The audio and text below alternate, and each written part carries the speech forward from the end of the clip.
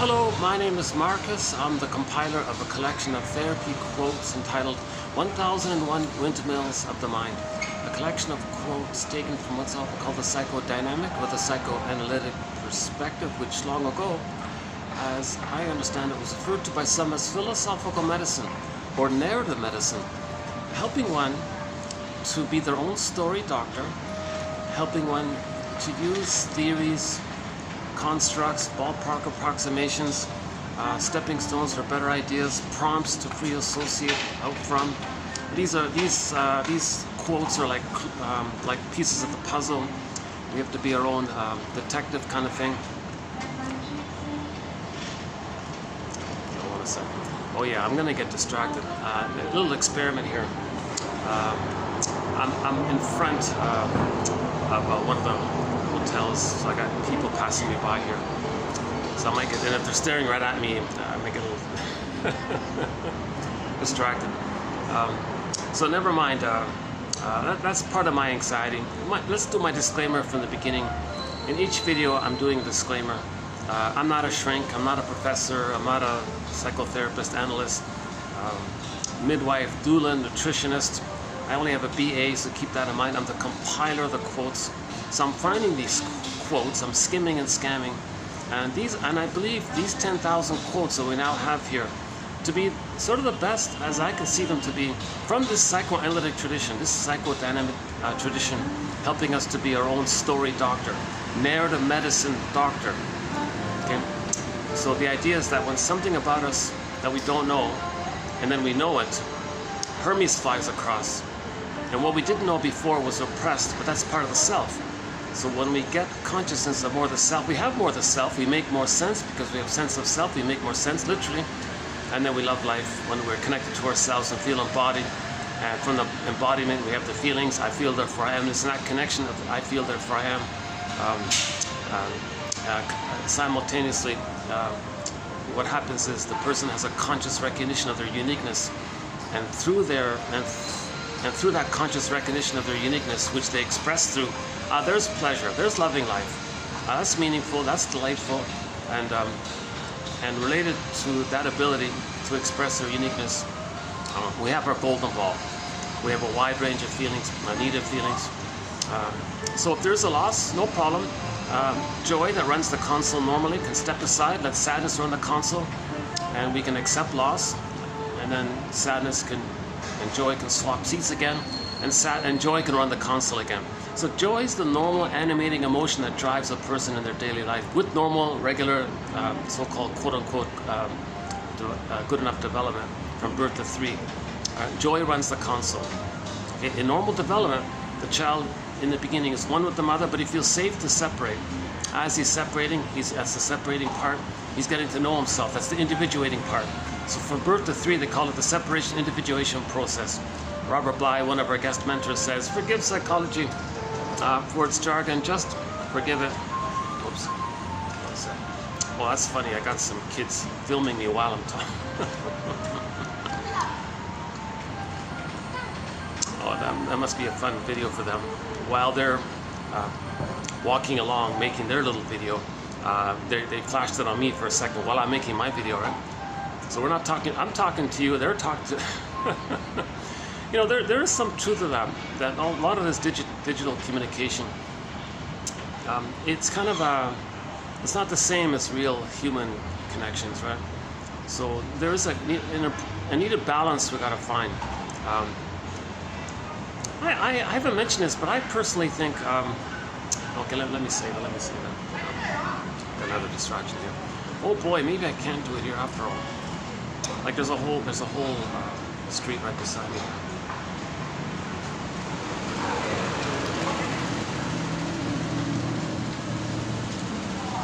Maybe we can move it in. Yeah, these guys are doing their Christmas decorations already. I think we can do it in here. Are they gone? Oh, they're gone. Okay.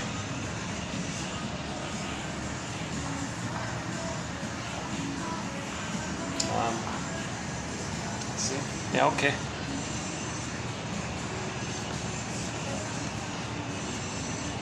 I love the pelicans there, eh? And the swans. No, not the swans, the pelicans, pardon me.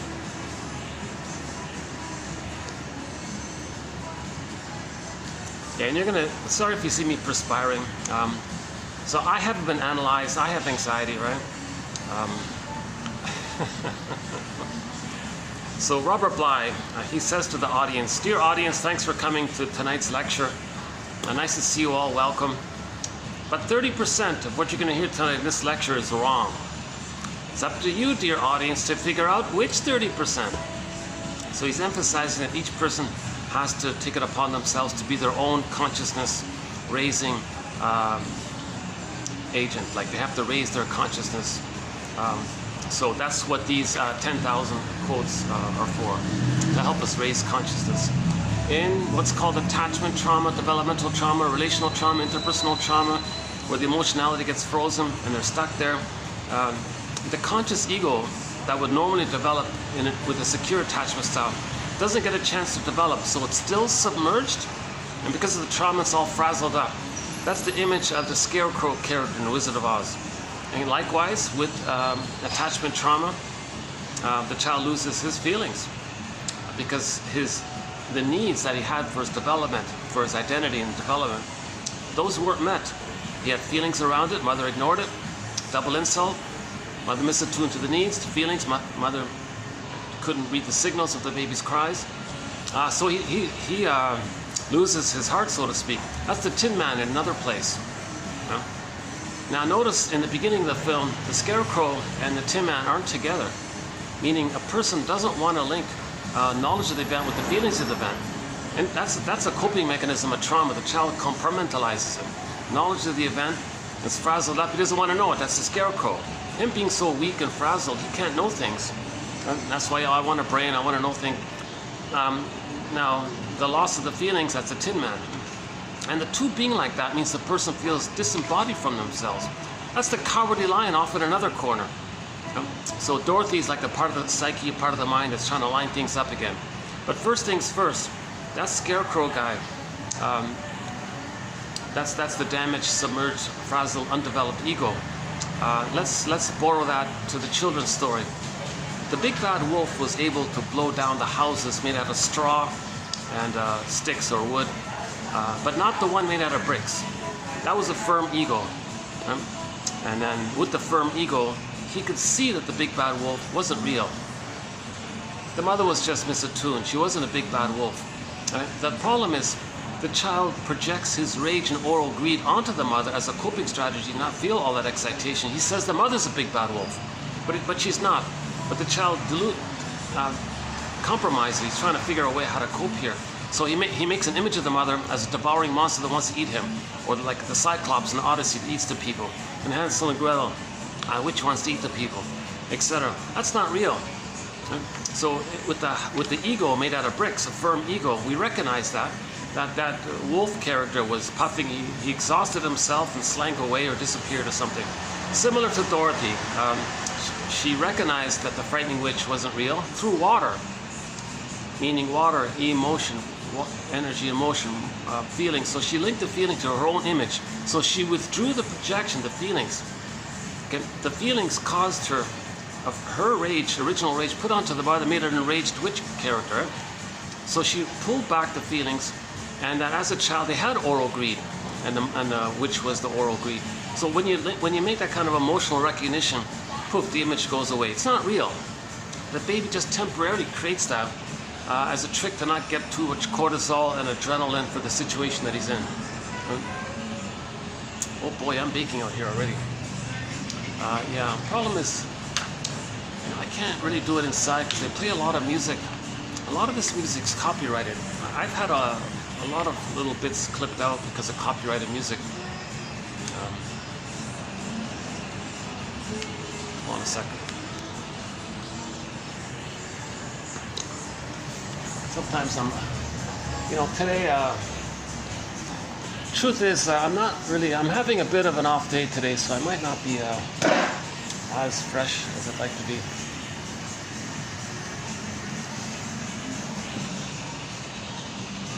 What about here?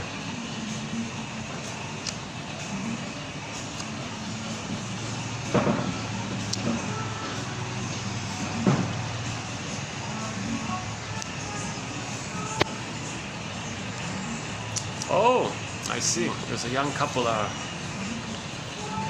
maybe engaged or getting married. Oh, no, no, I know what it is now. Oh, I forgot. This little boutique hotel has a service whereby the guests are allowed to dress up in like really nice, beautiful, traditional dresses from long ago. And it's really colorful. It's really nice. So they dress up and get their photos taken. Right? That's what they're doing here in front of me. But I thought that was done over there. They moved it over here. Hold on a second. Let's see, does that mean I can go... Hold on a second, let's try this.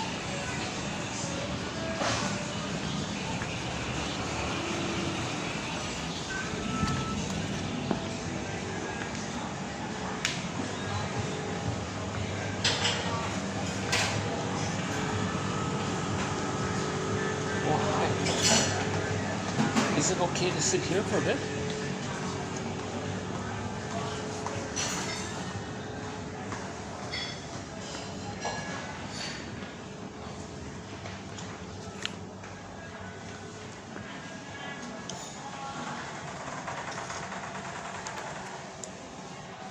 Oh, see, originally when I first came here, the traditional dress took place here, so I wasn't allowed here. But they just moved it over there. So I'm thinking maybe now it's okay here, right? Because they don't have all the dress-ups here.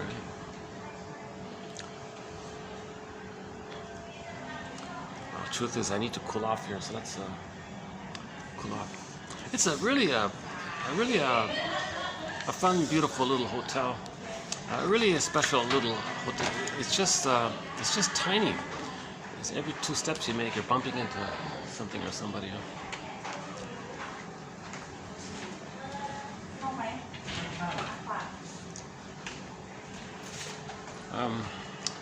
In this video we'll be doing a TQ, let's see, what is it, 18, right? 2718, yeah. We just posted some really excellent quotes. Oh my God, we've posted a lot of excellent quotes all throughout. These 10,000 quotes, I'm very excited about them. I believe 1 out of 10 will click for a person. If you read 10 quotes, Robert Bly's advice, read 10 minutes a day, and pick one, put it aside, make a note of it, let it incubate, refer to it, put it in a notebook, and just do that every day. And we now have 1,000 videos in this channel, on average 10 quotes per video. So one could just click for each video and read and skim the 10 quotes and pick one and do it for each of the videos. They can get 1,000 quotes just from that, you know. For convenience, one can get the complete encyclopedia. Now printed, this Encyclopedia of Insights, right, is 2,000 pages, single-spaced. So it's quite pricey to do it by print on demand kind of thing. Or for €4, really incredible, one can have it on their iPhone, a digital copy of it. So it's really quite amazing, I think. Nothing like it out there. There has never really been a collection of insights like this ever compiled. Now, with a small exception of Gregory Bauer's book called Wit and Wisdom in Dynamic Psychotherapy, which he published several decades ago. But even that book is limited, because if you take out the convoluted, confusing Freud translation quotes, take those out, you really just got like a tiny teaser sampler of 1001 Windmills of the Mind.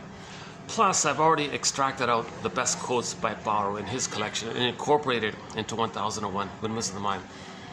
So it's nothing like it out there. We got 60 threads now, like topics or like little books, e-booklets, or chapters basically. It's all on the topic of how to develop a level of consciousness that takes us from the straw house to the brick house. We need our consciousness to be a firm ego, like a brick. And then we can hold things, right? So, got people just in front of me here. Hold on a second.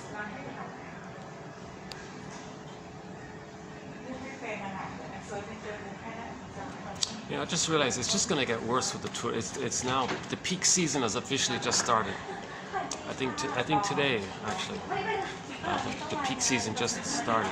And for the next, what is it, 2 or 3 months, it's going to be jam-packed everywhere, you know.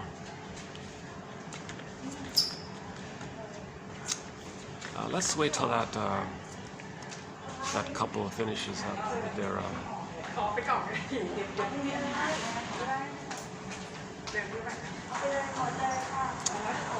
So my delivery it's a mixed bag. Some days I'm in a good, happy, friendly mood. I'm joking around. I'm laughing a little bit. Those are nice videos. I think they might be okay to watch. Sometimes I'll produce a video where you're seeing my underlying sadness or something, and I think today might be a bit like that. But my give back is that the quotes are there. So 2 ways to get this collection: by free, you know, just on this channel, as just mentioned, for each video, click the more link, you'll get 10 quotes on average. Right? Or through the coffee page, you can get the entire digital encyclopedia of psychoanalytic insights. Now, this psychoanalytic perspective just means we're trying to facilitate Hermes. We want Hermes to come across. We're just trying to kind of facilitate the conditions for that. We're trying to make it so that we can get a message to us. So when something from the unconscious gets into our consciousness, the image is Hermes flies across with a message from the unconscious. Or similarly, a bird flies across with a message in its beak to us, and we read the message. And the bird, it means something that was unknown previously. So we need this kind of dialogue back and forth. Actually, in the last video on 17? Yeah, 17, she puts it more or less this way here. Do we have it here? Hold on a second. The analyst. Well, an approximate version of it was the analyst should speak simultaneously to the unconscious of the client and to his conscious side, and and facilitate making links through his interpretations and that kind of thing. Okay, and in the last video, 17, we did an interesting story about Albert. That's a good one. Another one by Alice and Albert. Those are 2 educational quotes. I thought those were good ones. One from Danielle Quinodoz from Switzerland, and the other one, also they're both from Quinodoz. So she gave 2 good examples of the therapy process, right? And she emphasizes a lot about this issue. What do we suggest to clients who, while not, you know, psychotic or delusional or something, sometimes resort to delusional defense mechanisms? You see? That's the funny thing. If we're still using projective identification, the splitting mechanism, prejudice, identification with the aggressor, either or thinking, all or nothing thinking, you know, slogans like my greed, your greed, that's perverse, delusional, psychotic thinking. But the person's not psychotic in their daily behavior. But what they're doing is motivated by those psychotic ideas. Oh, hang on a second. Is there a meeting here? Is there a meeting going on here? Is there a meeting? I don't want to disturb the meeting. What's it? Oh, there's a meeting. Okay. Oh, pardon me. I think there was another meeting there. Jeez. Why are there so many meetings? Okay. Okay, I think they're gone. Okay, good. All right.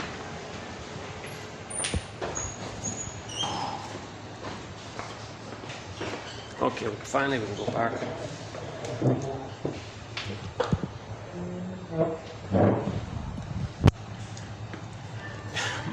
But the truth is, I get to a spot, I set up, get everything going, get the coffee, and then a bunch of people sit around and sit beside me, and I have to move somewhere.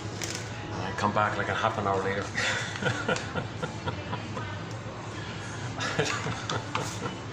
I've been bouncing around a fair bit the past year, to tell you the truth, yeah.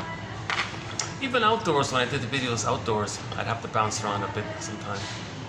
But I look forward to the time when I get a nice room, quiet, with a view, and I bring in the good speaker and play some excellent songs.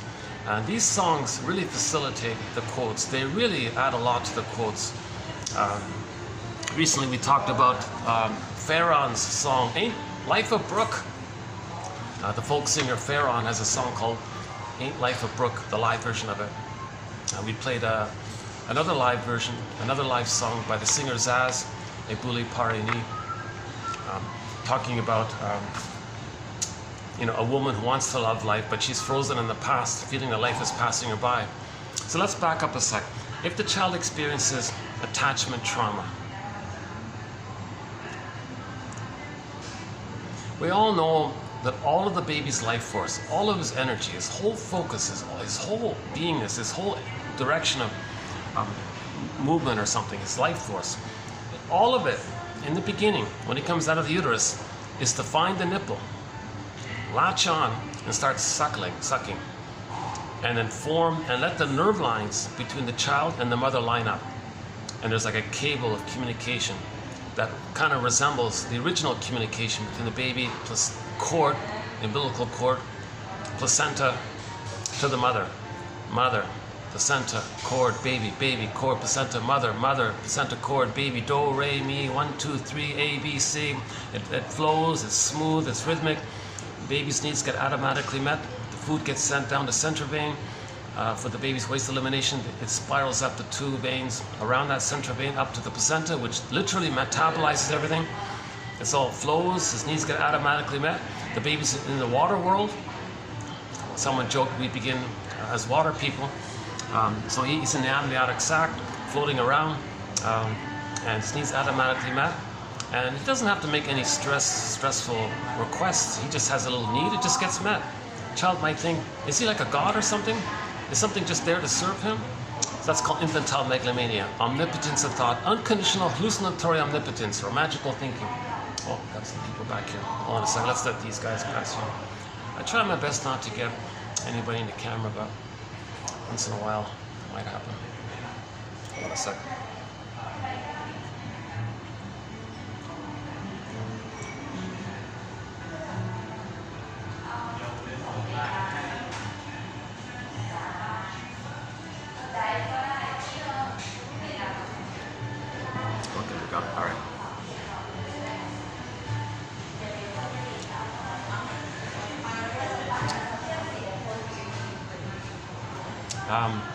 So the theory in the beginning,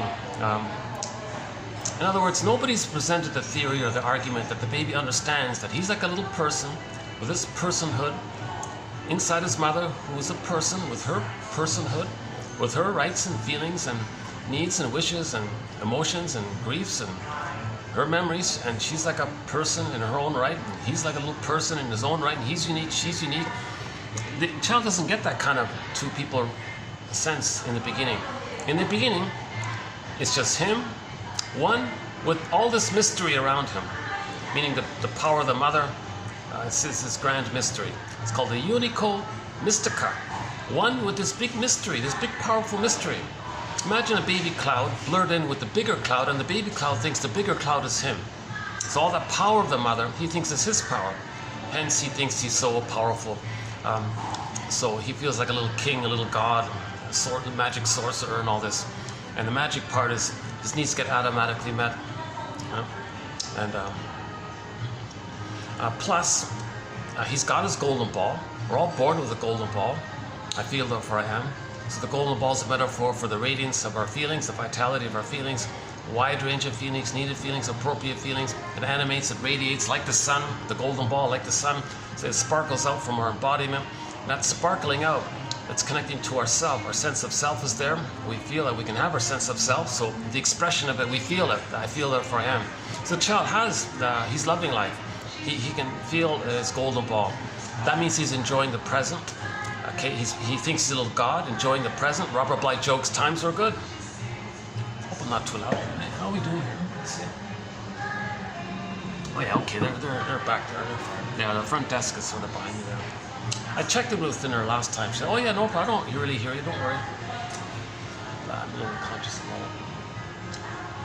The truth is, lately, I've had to do a lot of bouncing around. I just like my third spot today, right? Yeah, 1, 2, 3.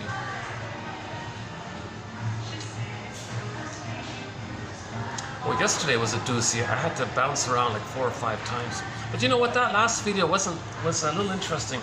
If you go to the part 3 of 3, 2717, I introduced a brand new idea.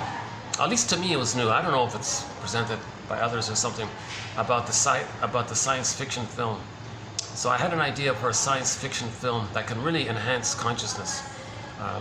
So if you go towards the end of the last video, mark 2717, part 3 of 3. Hold on a sec.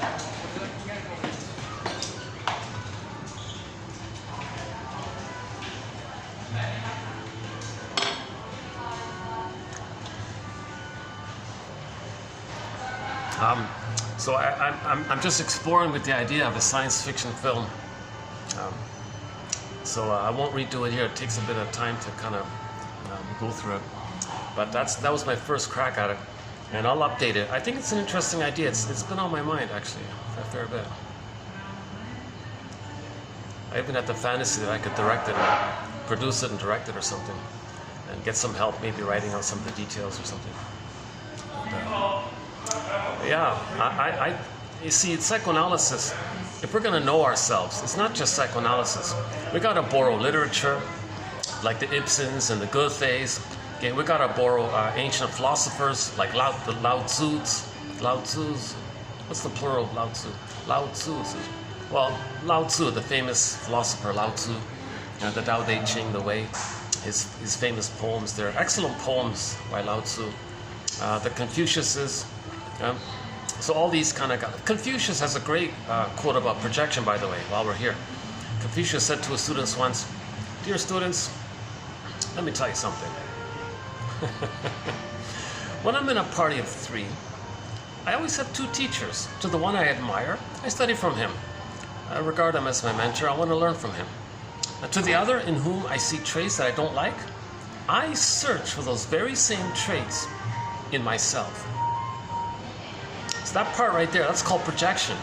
So Confucius was already aware of projection, and he was telling his students about projection.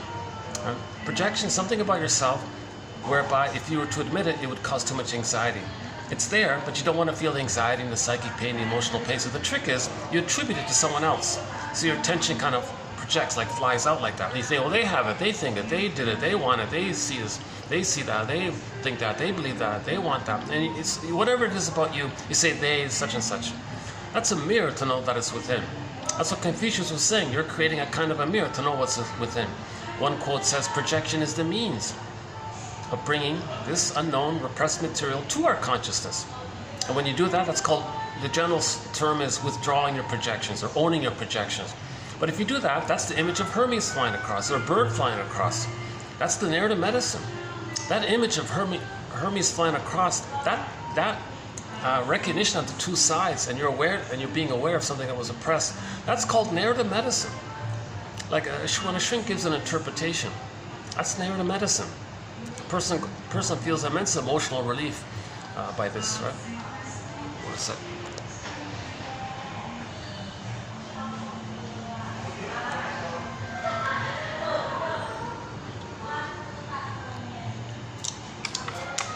Truth is, I think I'm having an anniversary reaction. This date, 1 year ago, on this date, I'm feeling something from I believe it. I believe this issue, anniversary reactions. Like if something happened on a certain day in the past, and that date comes up, and you don't know why you're feeling something.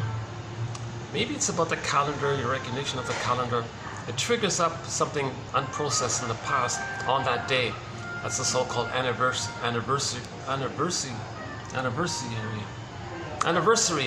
reaction. Anniversary reaction.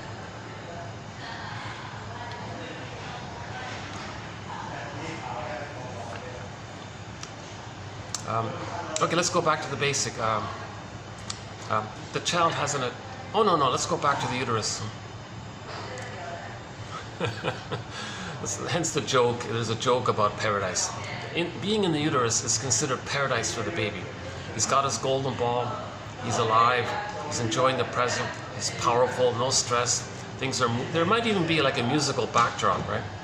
Hearing mother's heartbeat, pulsating of the cord, the blood flow in the veins. So he feels the accompaniment of what may be the child's understanding of his first mother. Music. In the beginning was the sound. If in the uterus the child thinks the mother's him, what sense of an other or not him is there? Grassi thinks maybe it's music. Okay. Mother's heartbeat pulsating into the cord and the blood flow. Mott theorizes that the blood flow, the three veins, one straight down to a spiral up, linked to the musical notes on the scale, like some prototype of it. And Grassi was saying, like later on when you hear music, even this up here, right? As long as there's some kind of little melody, maybe some kind of rhythm or beat, some kind of pulsing. So usually, like if you hear a drum beat, that links you to the mother's heartbeat. Some kind of bass line, okay, the pulsing of the chord. And any kind of do-re-mi, like I can hear here. Hopefully it's not copyrighted. The blood flow. So Grassi calls music the master emotion because it reminds you of when you had your golden ball, i.e. all of your emotions. So music reminds us of the paradise when we had all our emotions and were one with the big mystery and times were good. So that's why people love music so much, because it has this constant little link to that to the paradise kind of time, right?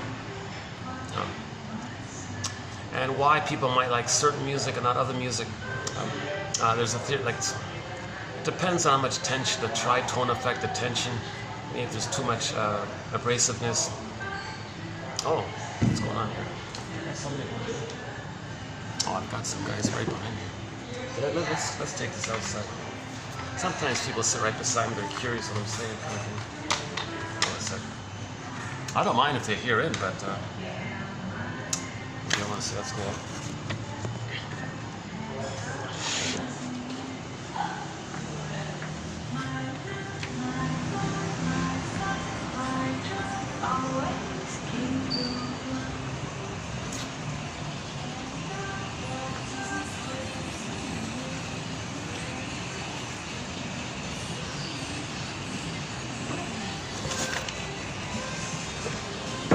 Oops. All right, let's try this.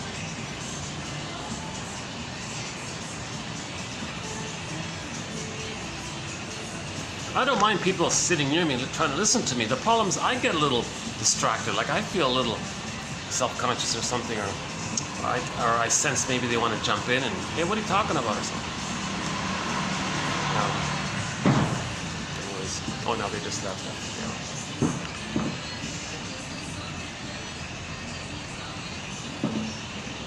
Yeah, last time I saw the jumbo TV screen over there, they showed the picture. They showed the story about the pilot who had a nightmare. My theory was he had a dream about highway hypnosis, of times when he had highway hypnosis and had a dream about it, dreaming that he was in that situation, that he was driving while sleeping, in a panic, tried to wake up and stop the car, and then he blurred the car into the plane, tried to stop the plane, big commotion about it. He made headlines all around the world, this pilot from Alaska or something. Alaska Airlines, pardon me, yeah. Yeah, it was very nice to see Alaska Airlines. They have an image of an Inuit person, a hunter, Inuit, traditional Inuit, a cousin, one of our cousins, who adopted what's called the Inuit tradition, living way up in the north, and they spent a lot of time, hunting and trapping, searching for a seal. So they live in the cold weather, really resourceful, intelligent to be able to do all that. So huge respect for that. Jeez. And anyways, they put a picture of an Inuit hunter on the wing of the plane. Oh, that was really nice. Yeah, I did that.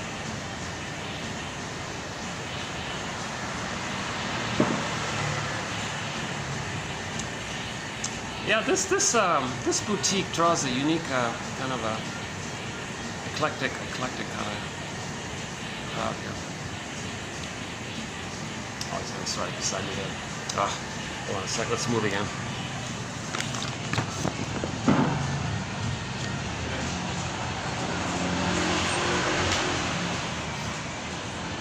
Oh, it's getting busier. That's why. All right.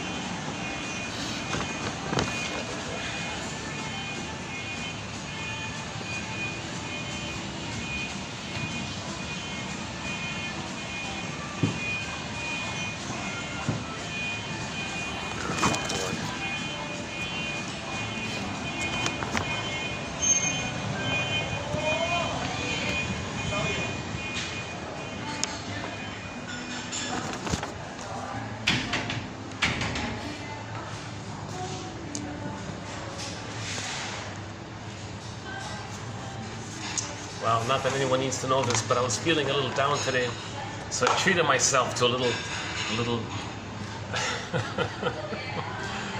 a little quantity of ice cream. Can you believe it? They have an interesting advertising promo in the back.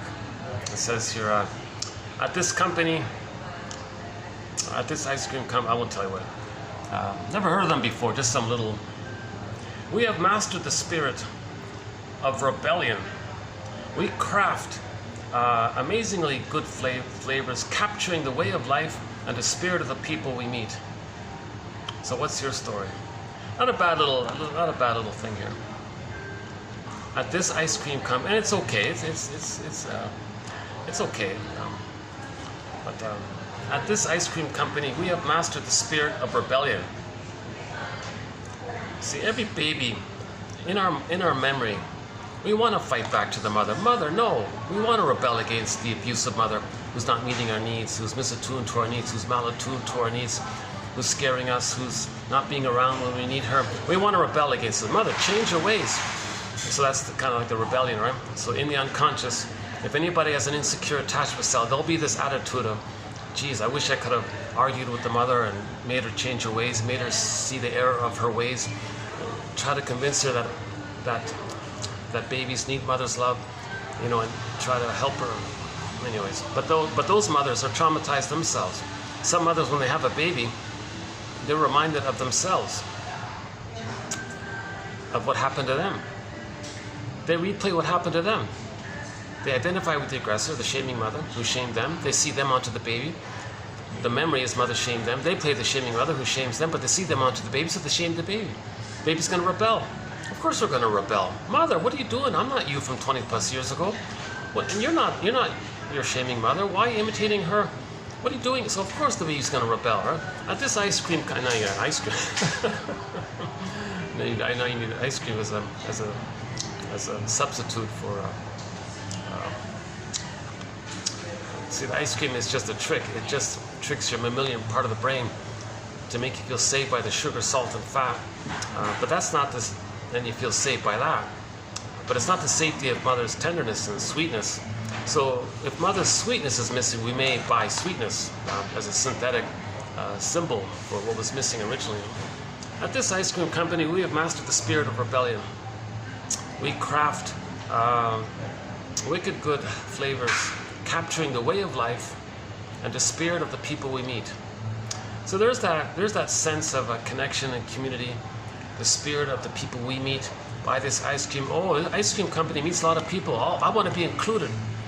There was a very a nice sort of way of saying about inclusion. We have a need for inclusion, a need for rebellion against the mother, a need for affiliation and inclusion and group and family and all this, right?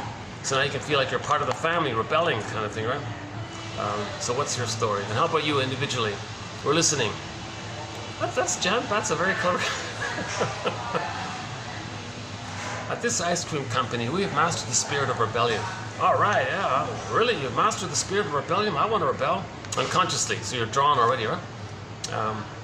We craft wicked good flavors, capturing the way of life and the spirit of the people we met. So there's like they're giving the impression that they've met a lot of people. They've mastered the spirit of rebellion. And these are the flavors of it. What's your story? Join in with us. That kind of thing. So it's a very good, pretty good advertising. I won't tell you the name. I never heard of this before. 2000. They were founded in 2014. It's okay. It's okay. They got different flavors and all this. So a little treat on my end. You know, I couldn't. They don't even list the ingredients. I'm not even sure what's in it.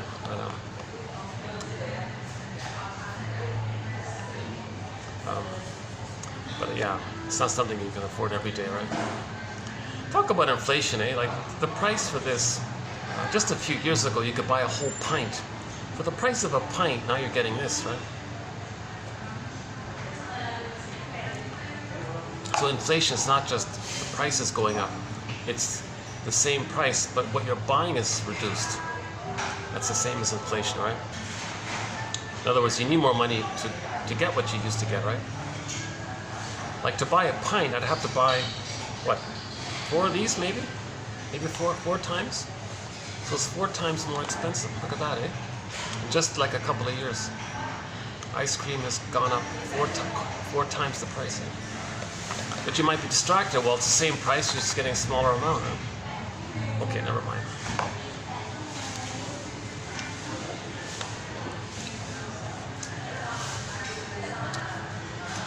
For more on this topic about inflation, the whole economic, sociological side, check out the last video at the end about that fictional film. That's a part of it. We don't talk about current events, outer events, and sociological factors. We don't really talk about that. The only exception is when we talk about prejudice. We talk about inner dynamics of prejudice. But one quote said, if you're going to understand prejudice and inner dynamics, you got to understand the sociological, the outer factors that cause that loops around into it, that feeds back into it. So there's the sociological side that caused the trauma, and the trauma perpetuates the sociological that reinforces the trauma, and we're stuck in this. So we became homotraumicus. So the theory is 10,000 years ago, we became homotraumicus. So that was discussed again in the last video towards the end. So we have a thing called the 40, now it's 6, for the 46 symptoms of homotraumicus. So whenever we add a new symptom, or whenever a new symptom is identified, we update the list. It's a very emotionally draining list, but again, it's part of our sub-thread on prejudice. So the main thread, or the main book, or the main chapter, or the main theme is prejudice, understanding the psychology or the psychoanalysis of prejudice. And there's a kind of a sub-thread that feeds into it called the sociological factors that contribute to prejudice. And along that sub-thread, we do the pillage and the plunder system, we do the education, we do religion. Religion is a big part of it. Now again, footnote here, whenever we talk about religion, we're talking about when it's being used as a tool for the plunder system. That's part of the sociological factor, because religion, when it's being used as a tool for the plunder system, is there to prevent healing and maintain the prejudice which is needed for the pillage and the plunder. So that's sort of linked like that. So religion actually promotes prejudice, believe it or not. Again, when it's being used as a tool for the pillage and the plunder system. When we became Homo short Selicus 10,000 years ago, or Homo economicus, or Homo traumicus, etc. Right?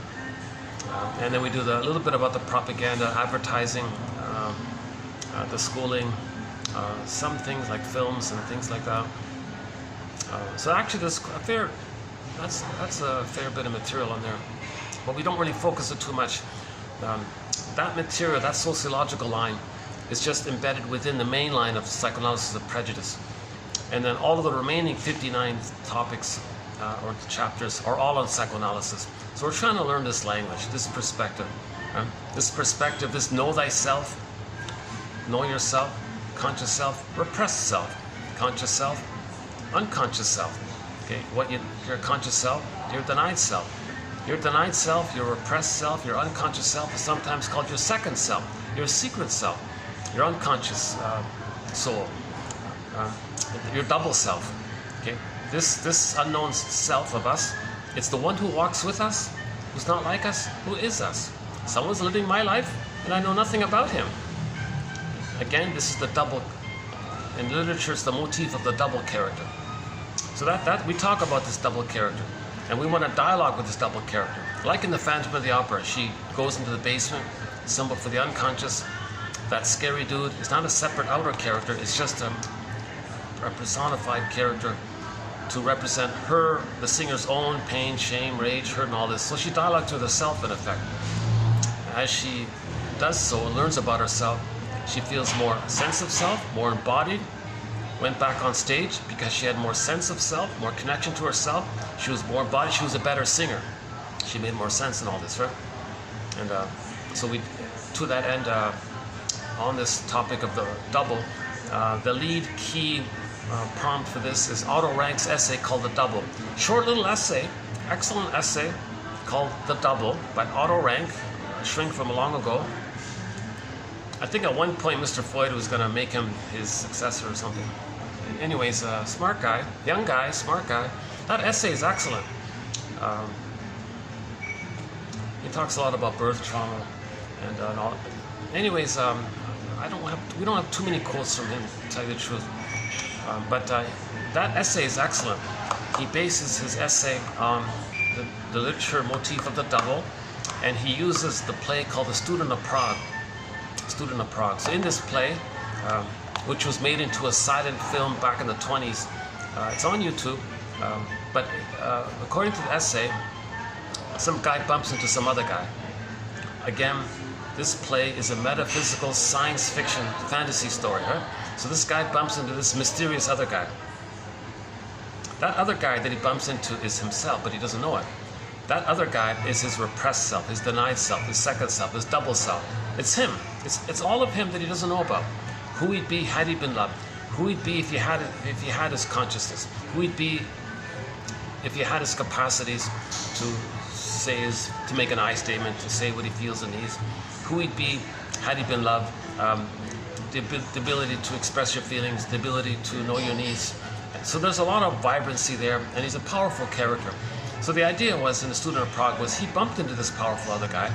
He was meant to befriend him, get to know him. And he's saying, I want to get to know you, right, or something. One second.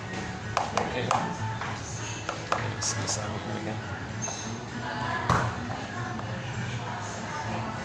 Hold on a second.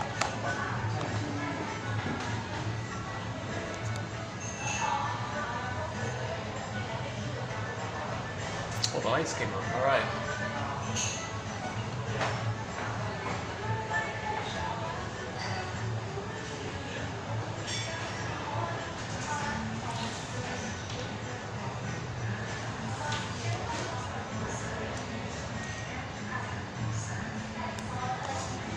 So The Student of Prague, yeah. So he, in this story,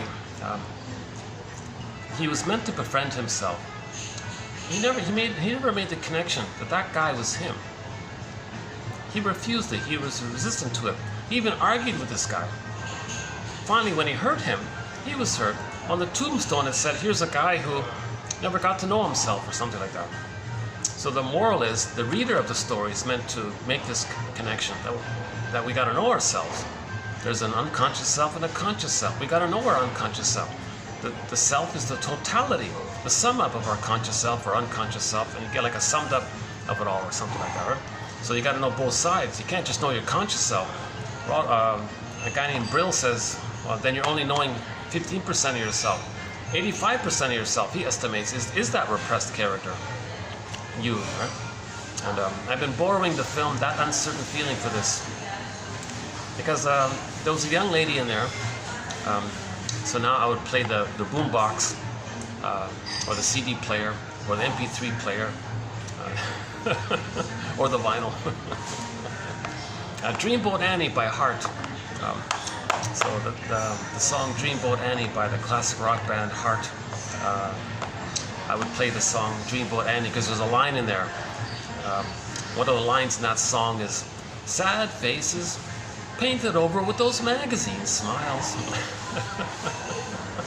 So in the classic film, 1930, 40, something like that, there was a young lady who was like that. She was sad inside, but she painted it over with a magazine smile. Her unconscious self, her repressed self, rebelled. Rebellion, talk about rebellion. The unconscious rebelled, right? And it gave her a symptom. The physical symptom was complete, it was leaking out kind of thing. So she was smart. She said, I want to get to know what I think my unconscious self is communicating to me through this symptom. So she got a psychosomatic symptom. Yeah. So the image for psychosomatic symptoms is water converts to ice. She denied her feelings. It converted into the body in the form of a physical symptom. So water converts to ice. Emotions, kind of like water, like that, they flow.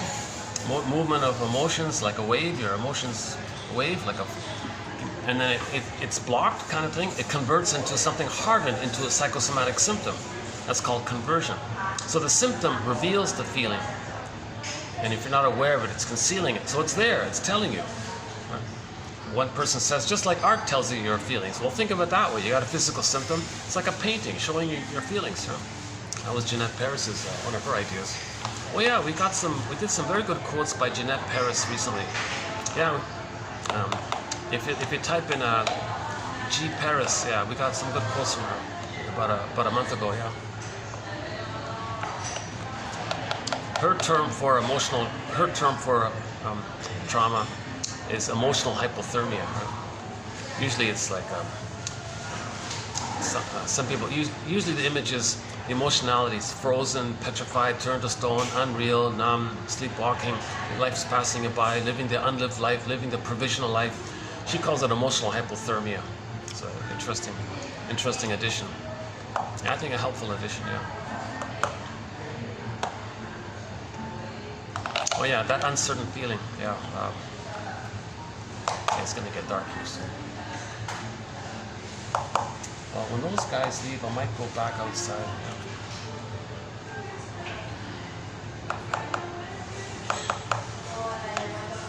They've been very good. The staff told me they don't feel really, they didn't really notice being bothered by my talking. But I feel like if I were them, I'd be annoyed. So maybe I'm projecting myself onto them. Isn't that funny? Yeah?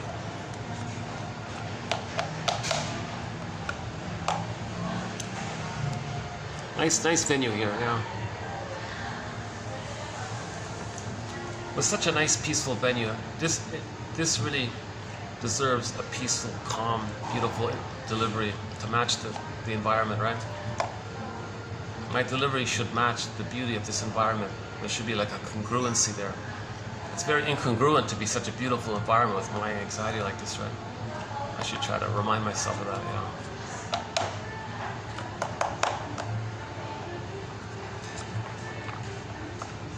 Well, these guys, yeah, they got the staff have a whole new outfit here today, yeah. They're all dressed up in sort of an old traditional kind of style. And this hotel is very, very eclectic. They have a lot of different themes, a lot of different styles, like East and West kind of thing, right?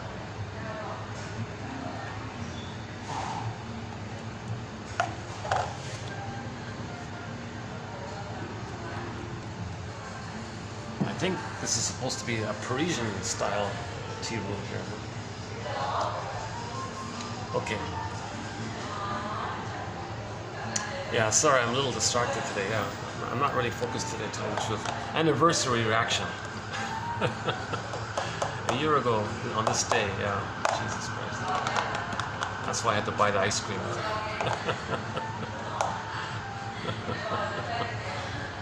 At this ice cream company, we have mastered the spirit of rebellion. We craft wicked good flavors, capturing the way of life. So wicked good flavors, there's maybe like an unconscious to your identity, your uniqueness of identity.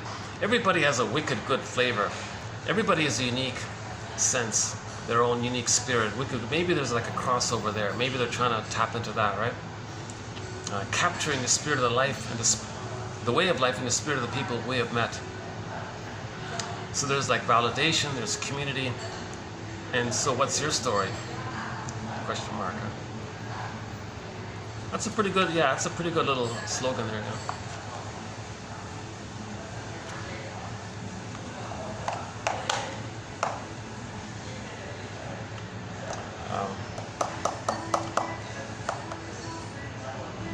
Yeah, that uncertain feeling, yeah. So she sad face is painted her with those magazine smiles. She got the symptom, ran to the shrink. Hey, shrink, I got the symptom. Oh, yeah. Well, there's a part of you that you don't know about. Like a stranger self, like a double self, a secret self, a stranger within. Do you want to meet this stranger? Oh, I'm afraid of strangers, she joked. So the next major scene was she bumped into her double self. She bumped into this tortured, brooding, talented, smart, but brooding, depressed artist. That was her double self. Okay, her talents, but she's sad. Okay, so this artist was overtly sad and conflicted. Inwardly, she's like that artist. So he represented a personified expression of her denied, repressed self.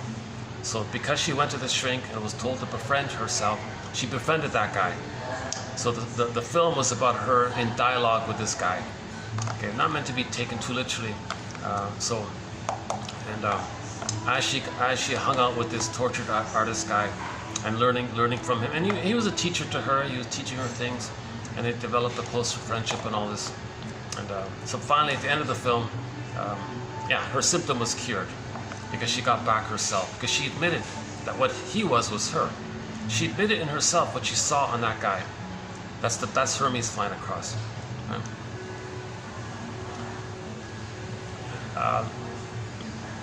Maybe not a perfect example. Let's say the actor Henry Winkler never played the Fawn's character. Let's backtrack. Let's say we do a story of Henry Winkler on stage, and another actor plays the Fawn's character, and he's got to pretend he never used to play the Fawns, and he's got to befriend this character. Something like that. It's more than the alter ego. It's much more deeper than the alter ego, although the alter ego does sort of capture it to a degree.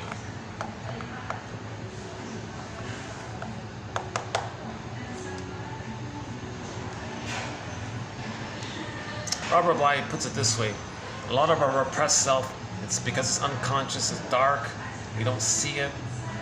Well, imagine a bag that you drag behind you. It's dark in the bag, you don't see it.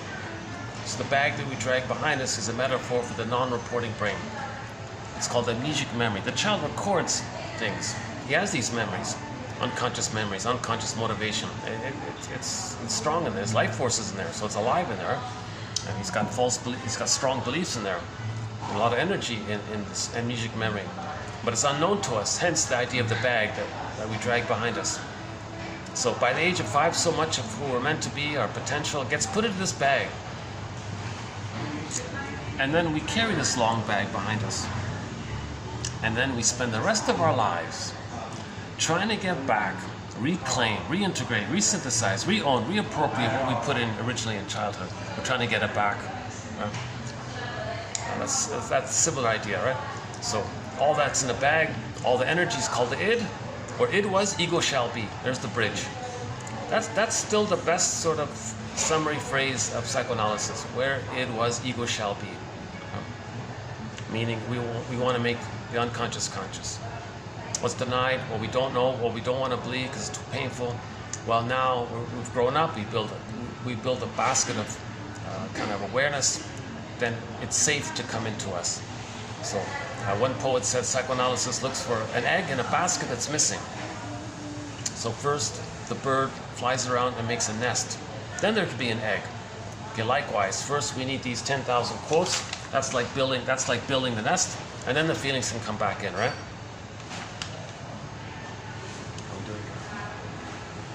Are those guys still there? Let's see. I guess they are, yeah. Okay, they're still there.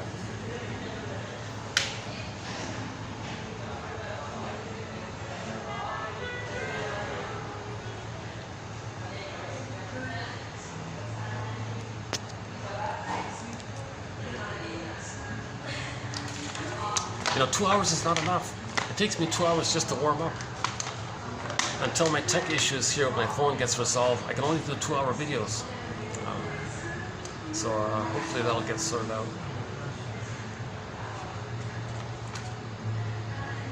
Okay, so attachment trauma leads to emotional hypothermia. So needs and feelings are linked.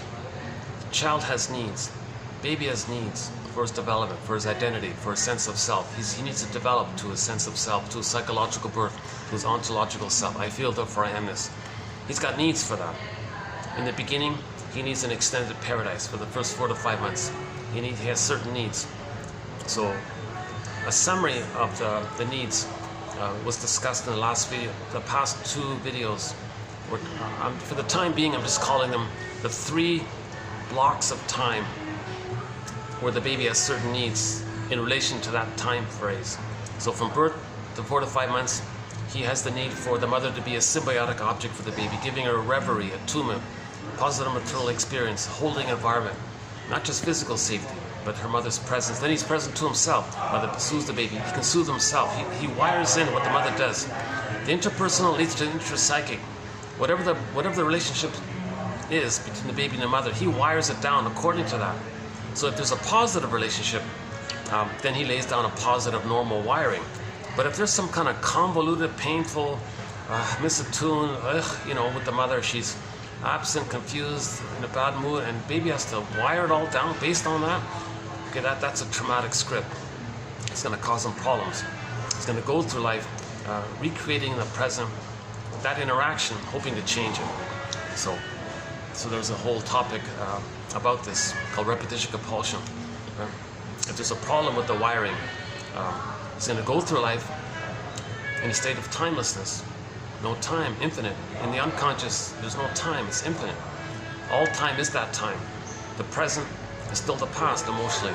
The present is like a new version, new edition, replay of the past. The present is the presenting past. And in the present, we recreate symbolically, metaphorically, like a psychodrama thing with others, that interaction with the mother symbolically with the present, and see the past emotions, interaction with the mother in the present, hoping to undo the past, correct the past, change. But there is time. No time machines. You can't zoom back to that and change it. But he doesn't know that. We don't know that. That's the psychotic part of us influencing us. That's the iceberg metaphor. In the present, we're reliving the past with the mother, with others, in one form or another, thinking we're still in the past, getting the needs that we met. And the baby's in a state of infinite, timeless mourning. There's no time. It's infinite there. So in the present, he's still back in the past. It doesn't work. Okay, the pain is the compulsion to repeat. He's going to keep on replaying it. So we spent in the last video. We also talk about the record, Edmund Berger's metaphor of the record. Okay, so let's not do it this time because I want to start in on the quotes here. But that's a very important point, that the child records that painful interaction on a 45 record. Okay, baby was shamed by the shaming mother. That's a record. That's a trauma. The trauma clicks into the organism's attempt to not be in psychic pain. Okay, in nature, if something's wounded, it's trying to heal, innate drive for healing.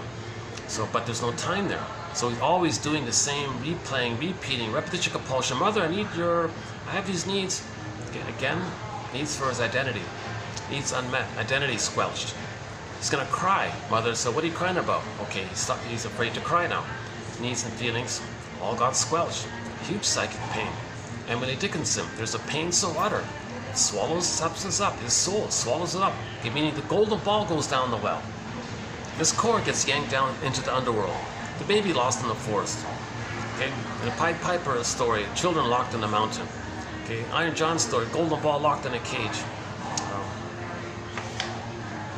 A lot of images of something pure and innocent getting lost in the unconscious or in the forest. Or the feeling side of it means the gold, the vibrancy, the radiance, okay, like the golden reef or something that shines usually, like a gem or something, or treasures and all this, symbol for the aliveness and animation of the feelings. Okay, it gets pulled down. So either this core gets pulled down or the golden ball gets pulled down. Usually it's both. Okay, one image is the polar bear with the golden reef got pulled down, or some other world, either pulled down into the underworld or pulled up into some upper world. But it's just in the unconscious, doesn't matter. It just means the other world. If you're upside down, the upper world, it's the unconscious. It's still the unconscious, just different forms it takes. Right? Myths and fairy tales have the same psychological message. These motifs in myths and fairy tales, which are metaphors for psychology, it's all the same stuff.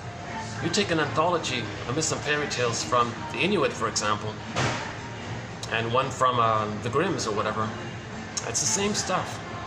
And we have a quote from a shrink who pointed that out as well. Yeah. He said, it's amazing, it's remarkable. We're all the same. We're all Homo traumica, Homo sapien traumicus. And our myths and fairy tales reflect how we're all Homo sapien traumicus, i.e. Homo sapiens. But I want to highlight something here. I think we're a traumatized version of ourselves because of the things that we're doing outwardly. We're traumatized. It doesn't make sense to do the things that we're doing thinking we can change the past, replay the past and the present with the fantasy we can change it, but we're not making sense. But in the process of doing that, we're causing a lot of damage and harm and so on, right? That's a symptom of trauma. So it's the cry for love, right? So the baby creates a 45 record called the cry for love. Okay, repetition compulsion. Baby shamed by the shaming mother. He carries this record. Now this is repressed. It's a conflict. It's repressed, makes him neurotic. Okay, so neurosis is the petrification, the groove, setting in the grooves on that record it's a conflict because the baby has needs and the fear. Mother said, no, I have needs, still have these needs. Mother said, no, it's a conflict. And it's repressed. It's a 45 record. Makes the person, it's called neurosis, makes a person neurotic. Neurotic means you're not enjoying the present, you're not loving life in the present. You don't even have your ego to know your unique interests. What you're doing in the present is replaying the past, thinking you can change the past. So that's neurotic. We're not loving life and knowing our interests in the present. And we're kind of numb at the process. So Berkler says, every neurotic is a music enthusiast. Of course, every person would love to love life and have lots of songs in their life, right? But the problem with the neurotic is, although he loves music, the problem with him is he only has 145. He's got this one record, this 45 that we're talking about. Side B is the same song as side A. He's just got this one song. Right? The cry for love, mother said no. He was shamed by the shaming mother. He wants to replay it and hope he can change it. So he's got this 45 record. Again, every neurotic is a music enthusiast, but he only has one record. He carries this record with him everywhere he goes. Every time he sees a record player, like a turntable, with never-ending fiery ardor, he spins off that tune. Means he recreates in the present what's that imprint, that memory, that amnesic memory. He recreates it like in a drama thing. So he can transfer the emotions of the past into the present, thinking he's still in the past, trying to get the love that he needs. That's why he's neurotic. So in the present, he'll either, the more benign version of it is he just, the record says mother shamed him, right? So the more benign version is he just expects or coaxes others to reject him. Because the record said mother rejected him, mother shamed him, or didn't want him or whatever. So he just kind of makes it so that others will reject him. Easy to do, give people impossible tests, maybe be passive aggressive, or just expect them to reject you. You believe they're going to reject you. That puts a pull on people to reject you. Self-fulfilling prophecy. You're trying to make it happen. Okay, so that's the more the. Okay, that's the benign way, right? He's not hurting others. So we call them the clingers. He's still clinging for mother. Mother, provide the love that I need. But the record said mother rejected him. He's going to recreate that thing in the past, hoping to get a better past. Doesn't make sense because nobody in the present can be the good mother that was needed back in the past. No time machines. He's not aware of this. That's why we're neurotic. And we're missing, and that life is yesterday's quote, Alice, life is passing me by. Here it is here. She had the painful feeling that her life had passed her by. Okay, in last 27:17. Good quotes. A lot of great. Oh my God, a lot of great. There's a lot of great, exciting, excellent quotes. This is an exciting wealth of insightful knowledge. This is not fluffy, magical thinking, self-help slogans, and this is not too convoluted. Okay, so there's no Lacan, there's no Jung, there's no Freud, no Adler, no Kohut. A lot of these big names, we don't have it. We have the guys really helping us. I mean, directly, like Masterson, Mahler, Klein, Bergler, and Fairbairn, and many others. Okay, Solani, Guntra, Grotstein, Ogden. Okay, now we got Quinodoz, and a lot of the self-help. Tina Gilbertson, and Jeanette Paris recently covered, and from the whole self-help area. Lindsley. We've got hundreds of excellent authors, so there's a lot of excellent material. They're not like massive public names, right? So it's there. You just got to kind of like dig around and skim and scam kind of thing, right? So that's the beauty of 1001. That skimming and scamming has been, I think, done fairly well, if I may say so. My criteria for the selection of quotes is Grice's criteria. So a guy named Grice said a good quote is going to have relevance, quality, manner, and quantity. So quantity, not too long, not too short, right? So this is sort of, every page is typical. It's always like this. One line, two lines, maybe a paragraph, right? Or a short paragraph or a longer paragraph with a bunch of one lines or two lines. This is very typical like this. So the quantity is very manageable, right? Okay, the manner. These are written by the shrinks. They're healing themselves, they're sharing, they're exploring, they're detectives, they're doctors, they're medical doctors. 90% of this stuff is from medical doctors. They're trying to heal, right? They're trying to heal. So these are soul doctors. This is the best insights from the soul doctors. Put it that way, right? So the manners there. Karen Horney, very compassionate. Okay, Masterson, very clear. Excellent quotes. Aletha Horner recently made a huge contribution. Aletha Horner. I like her quote about object relations theory. Okay. The interpersonal leads to the intrapsychic, the internal model, the mapping, the script, the schema, architecture, endopsychic. We create some kind of memory setup in there, like a template, like a lens kind of thing. And then that lens, whatever it is, that script, whatever it is, it's going to express itself. It's going to reveal itself interpersonally later on. It does so through repetition compulsion, where we recreate what caused that lens. That's how we're expressing it. And we repeat the past in the present to know the past trauma. So it's expressing it. Okay, Masterson, just mentioned, he puts it this way: object relations theory is the study of the internalization of interpersonal relationships. But Aletha Horner adds to it. I like hers. She says, so first, object relations theory or psychoanalysis is the study of the interpersonal. It's the study of the internalization, creating the map based on the interaction with the mother. Object relations theory is the study of the internalization of interpersonal relationships. Okay, the baby's brain is malleable. He's laying down neural pathways based on what modeled on by the interaction with the mother. Horner adds to it. Horner says the interpersonal leads to the intrapsychic, which then expresses itself interpersonally later on. So we study this whole thing. Okay? That's what this is all about, making this conscious. One simple way of saying is we want to update this script. Unpick the threads of a traumatic script. Use those threads to weave into a healthier script. Okay? This is done when we can capture something, give it a time and a place. The life force can come to the present. Okay? Then the past, the metaphors, the ghost is laid to rest, and it kind of serves us like a wise elder, ancestor kind of thing. So we want the ghost to be an elder, put it that way, right? But the ghost wants recognition. The ghost wants to be seen. The ghost wants validation. Okay, that's the mourning process. That's the mourning process. So that's a major thread. One of the most, probably the top number one most important thread here is this mourning process thread called complicated grief. We got a lot of great quotes here. Actually, why don't we jump into this? We got one, from Thompson. So let's add one more quote to our thread on grief. Tasks of mourning and grief include, this is just sort of like a self-help kind of thing, but I find every author's list of tidbits on mourning helpful. 1, to understand. Again, soon. Okay, tasks of mourning and grief counseling include 1, to understand the intense grief reactions associated with loss, i.e. PTSD. Startle reactions, restlessness, agitation, anxiety may temporarily interfere with one's ability to initiate and maintain normal patterns of activity. Okay, so in other words, when there's a grief, when there's a loss, there may be a denial of it.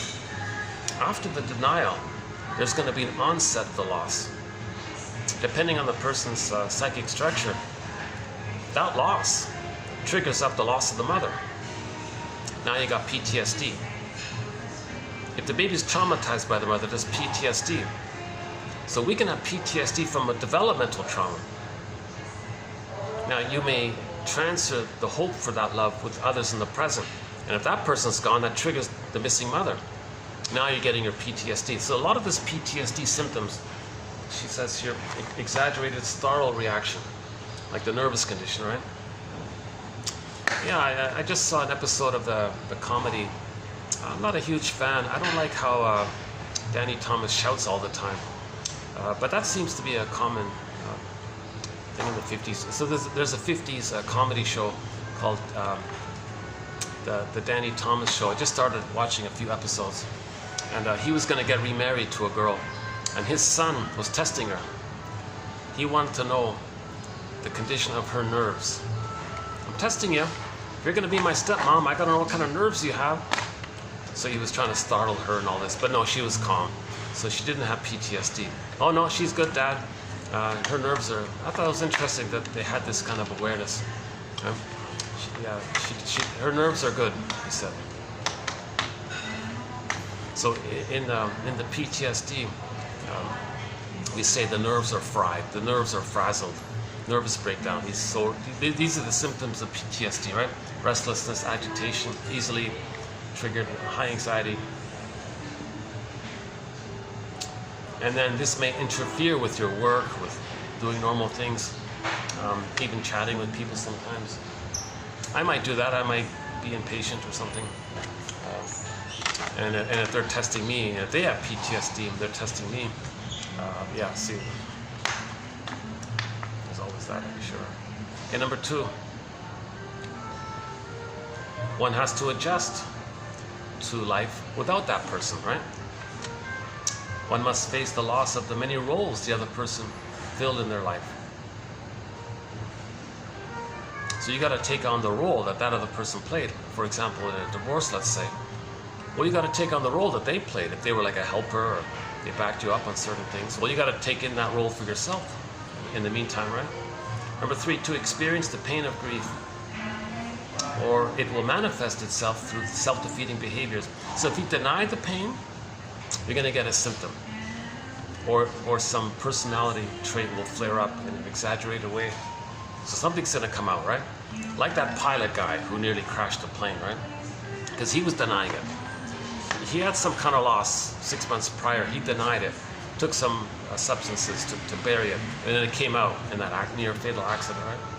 Again, to experience the pain of grief, if we don't, it'll manifest, this pain, this denial will manifest itself in something hurtful or to self or others or both. Finally, number 4, the initial denial and avoidance becomes replaced by the realization of the loss. Robert Bly said to the audience, "Dear men, repeat after me. That was a loss." And some of them were weeping. So there was this whole build-up, and then a lot of men were in denial of the loss. Admit it that there was a loss. So, admitting that there was a loss, that's the doorway to your identity and your feelings. Because when you admit the loss, you gotta have sadness at the console. But to have sadness at the console, you need some kind of sense of self. That's your identity. So the character sadness has got to stand on a floor. That's your differentiation. So you're recognizing yourself, sadness appears. So grief, the mourning process, the grief work process is the doorway or the avenue or the pathway to both your identity and your feelings. I feel, therefore I am. Someone said all psychotherapy is about mourning. All of the problems that people have is because we're not mourning. All therapy is about this mourning. Because if you can mourn, that means you have an identity. And if you have an identity, joy can run the console, then you can love life. And then you make sense. Kristen Wilson says, if you don't feel connected to yourself, she calls that feeling disembodied. Her line is, quote, "If you're not in your body, you're not making sense." Literally, lack of identity, sense of self. And then it's all of this disembodied discourse that causes all these confusions and problems out there that we're seeing. Disembodied, because in the disembodied discourse, we're replaying the cry for love that we need in the nursery with others in the present. Now, if it's benign, it doesn't hurt others. You just coax others to reject you. But there's a second way the reenactment can take place. So let's go back to that record. Okay, on the record, the grooves are, what the tune is, baby was shamed by the shaming mother. In a situation, sometimes, one second.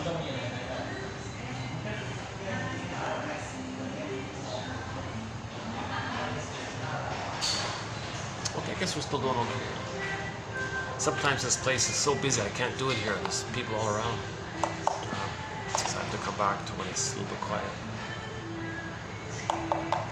This seems to be I always have to look through this little window where there's a little lull in that. I guess. Oh, speaking of guests, hold on a second.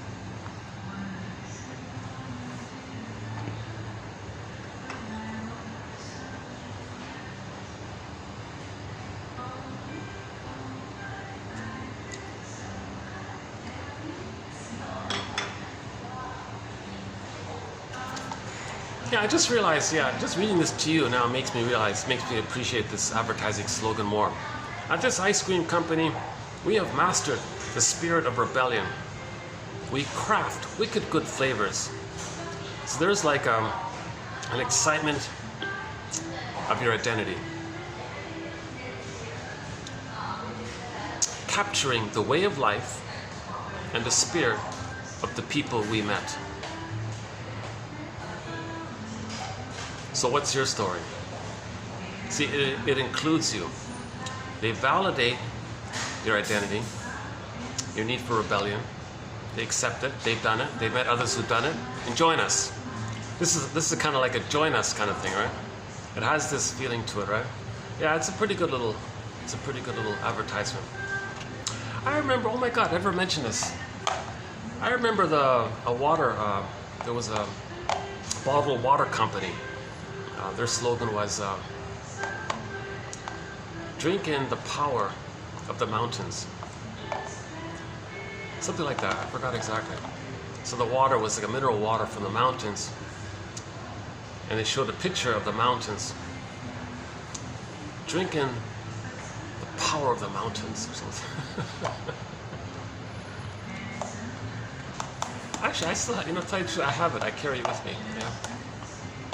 Yeah, I'll show it next time. Yeah, let's show it next time.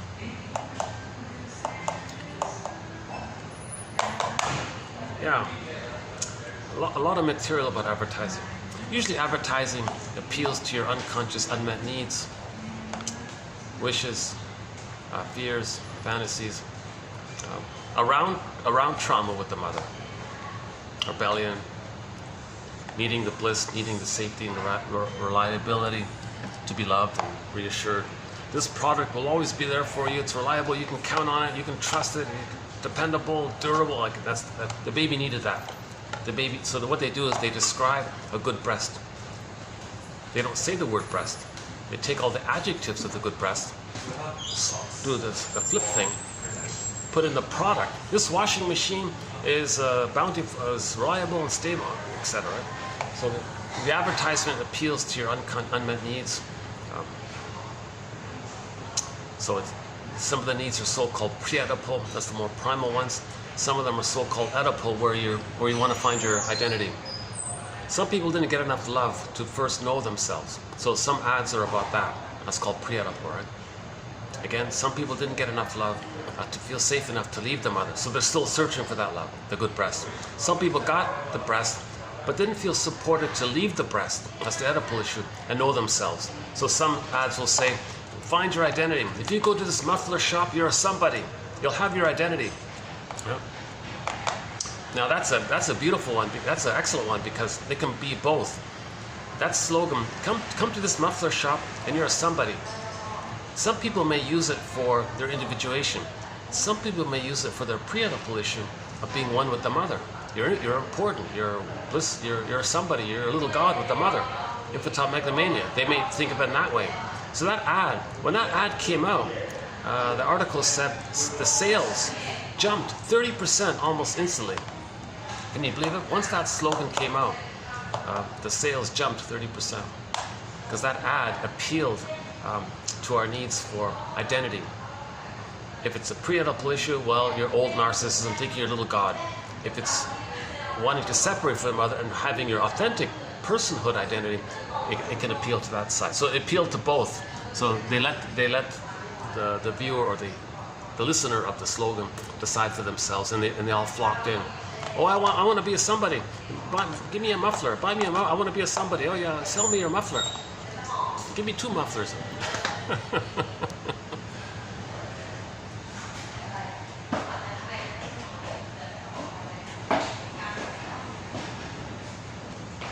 What is this? It's a spray. Yes.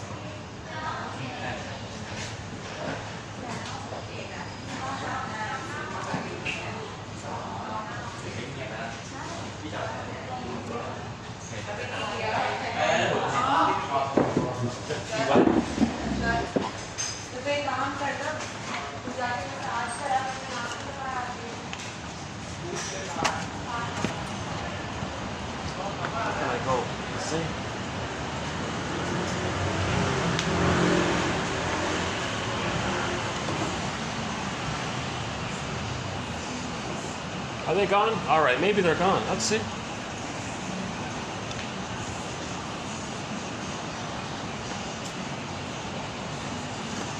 Let's just try this for a bit.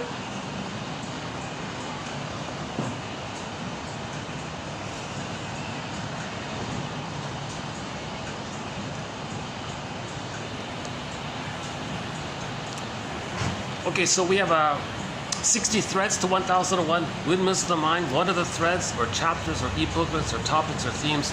Is this most important thread? Possibly the number one of the 60 topics. I would say that might be the number one most important. They're all up there. They're all number one. But so this is one way of putting it. Number one, there may be a delayed onset of the symptoms of the trauma. So in other words, the PTSD symptoms may not automatically appear when there's a divorce or something. Right? You may buffer it over doing what's called being manic, riding on a motorcycle. But while you're riding on the motorcycle, grief is riding on another motorcycle behind you, catching up. So you're going to go faster and faster. Okay, for more on that, go to TQ2599 from the classic TV show Route 66 about the albatross, that one there.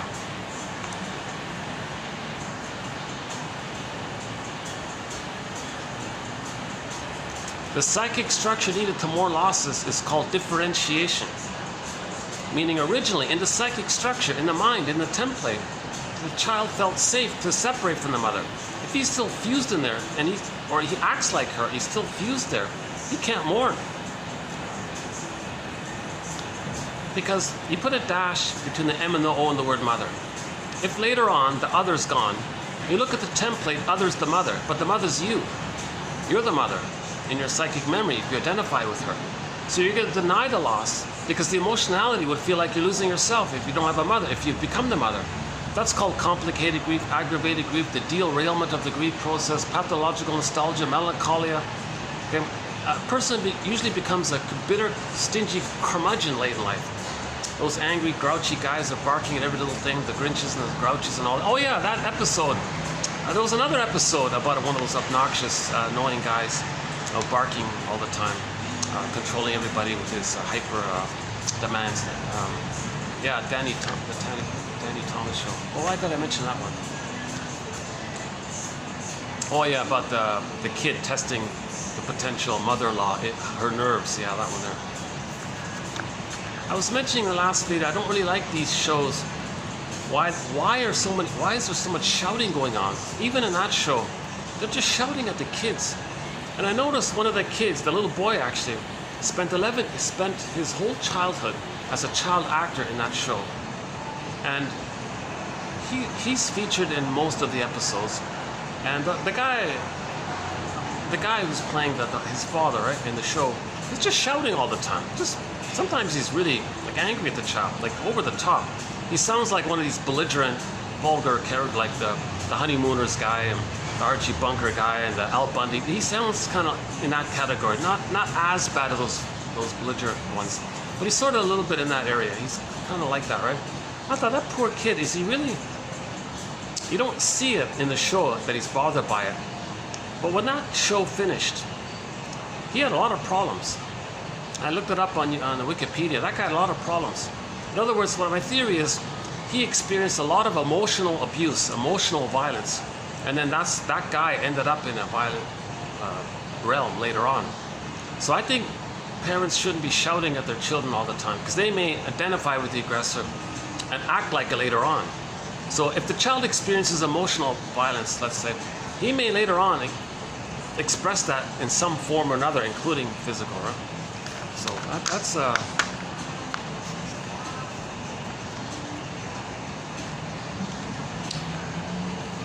okay. Again, the psychic structure, yeah. So splitting prevents a lot of this. In trauma, the child thinks in goddess and demon. If he doesn't feel safe to differentiate, he's dealing with goddess and demon. The goddess image is the infantile yardstick that he needs, the beautiful, bountiful, perfect, ideal goddess breast. Okay, so Miriam Minerbo on YouTube quoted her client who said to her, quote, "When I'm dating a fellow, if he doesn't give me everything, he gives me nothing." That's a very good example of splitting. Her yardstick was like that. That the fellow has to be the perfect, good, unconditional, bountiful breast, right? If she doesn't get that perfectly, it clicks in her brain, the monster. So either it's got to be perfect or idealized or devalued. She has these wildly exaggerated either-or constructs in her brain. So she can never get along with anyone because no guy could do that. But she was still looking for the good breast, right? Through the fellows.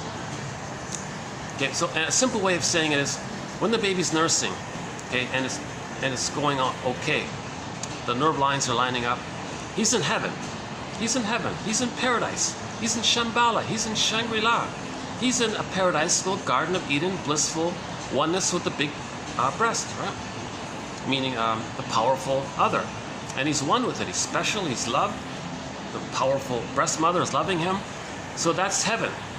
That's heaven. Now, if the mother's doing it wrong, first, it's not just a bad breast that he separates. Well, that's part of it. He divides it into two. Good breast, bad breast. No, the mother's one mother. The mother's one mother. First, to manage the pain, good breast, bad breast, he makes two mothers. No, but that's the splitting, that's the schizoid. No, there's always one mother, but the child in his brain, no, two mothers. He cannot accept that the mother's hurting him. Insult to injury. He's in so much pain and rage by this, he projects his traits onto the bad breast and morphs it into a monster. And says, no, okay, no, that bad breast, that monster, that's not my mother. No way, that's my mother. That can't be my mother. It is his mother. No, that's not my mother. So he in his brain, in his wiring, in the myth, in the Alice in Wonderland, Neverland, in his brain, he's got goddess and demon now. Meaning the mother's a goddess or a demon. Not a human mother who's both loving and frustrating, and it's the same one person. He never got that experience. So to cope with not getting that experience, he splits it up. It's called the paranoid schizoid mode of experiencing, the paranoid schizoid mode of operating. Klein calls it the paranoid schizoid position. Okay? Paranoid. No, the mother doesn't want to eat him. Schizoid. No, the mother's one human, not goddess or demon. Okay? So that's schizoid. So again, when the mother's doing it wrong, baby says, that's not my mother. Hallucinates a god. Oh, there's my mother. Like, whoa, and if that's in the brain like that, and he's frozen there, he never developed emotionally. He never had a chance to feel safe enough with the mother to leave her. He's still in frantic survival mode, a goddess demon. That's the reactivity of not getting mother's love. Okay? One quote said, the more the mother abuses the baby, the more he's going to see the world in either-or terms. He's always in a survival mentality. Useful for him, utilitarian, fine, not, who cares? He's got this either-or simplistic survival mechanism, right? So one step in the mourning process, see the two sides. Forgive the mother, know her story, find out her favorite jokes, find out her earliest memories, find out her personality pattern, find out her record. How is she replaying the record? The clinger way or the stinger way? And get her story. Find your mother's story. Rosanna Deerchild quote, the more I learned of my mother's story, the more of a person she became to me. Bruce Springsteen, the singer, Bruce Springsteen, the singer of Everybody's Got a Hungry Heart, that one, eh? Everybody's got a hungry. Now that guy, right? Born to Run, what else?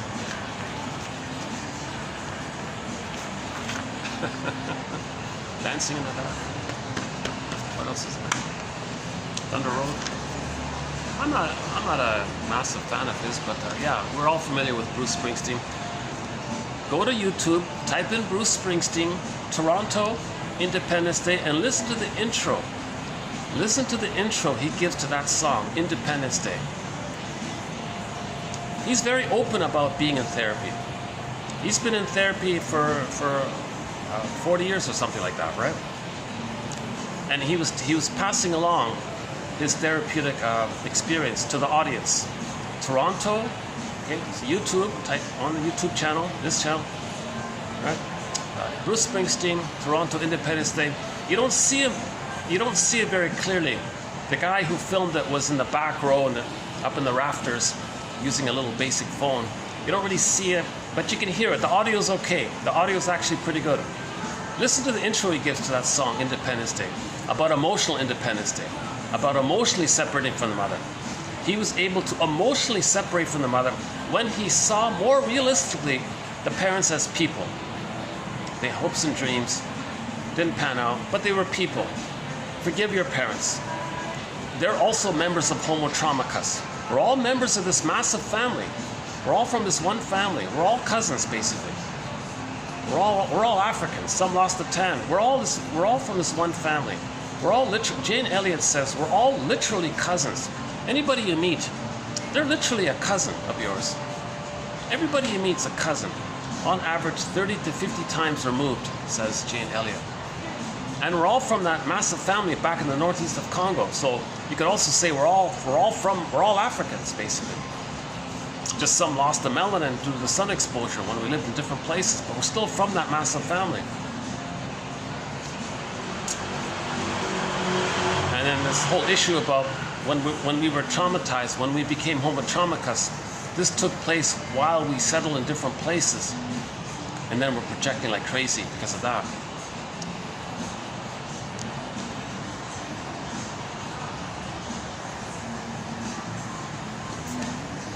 And I remember from 2 years ago, one author said that all he does with his clients is help them heal the splits.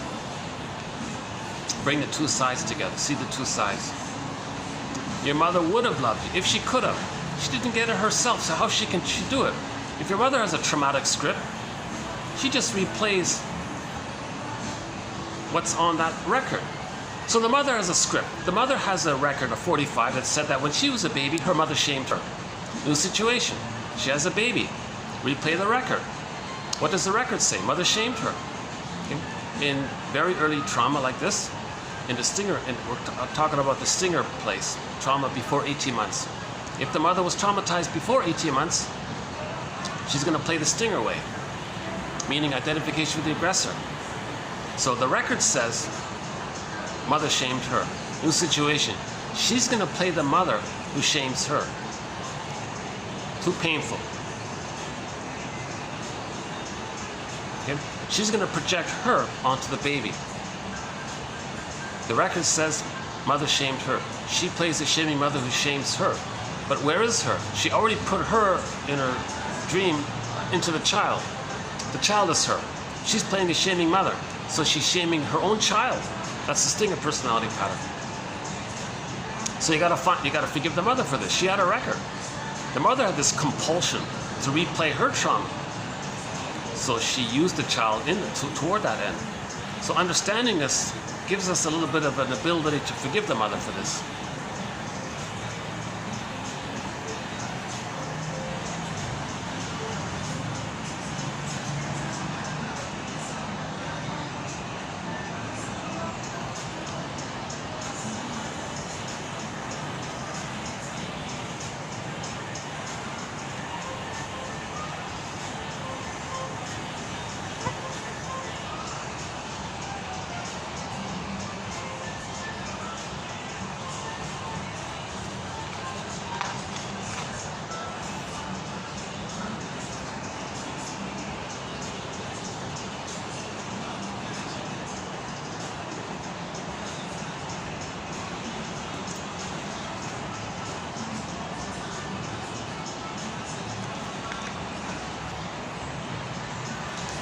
You know, some kid had an eye on my bag just now. Can you believe it? He saw that I saw him, so he walked off. Oh my God, you gotta be careful, eh? Jesus, eh?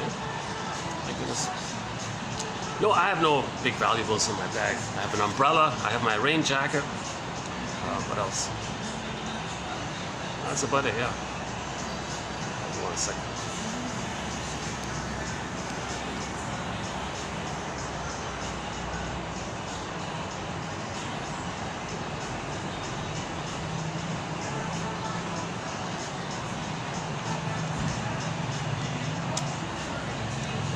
Yeah, we have a whole discussion about the difference between the stingers and the clingers. If two stingers get together, oh boy, scapegoat hunger, prejudice, Okay. The two stingers are just maintained in seeing some innocent third represent their lost innocence. They've identified with the aggressor, so they're negative towards others to replay the record of how the mother was negative towards them. So when people get together, that's called the scapegoat hunger.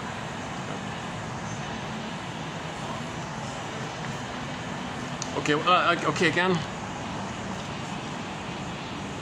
Tasks of mourning and grief counseling include, number one, to understand the intense grief reactions associated with the loss.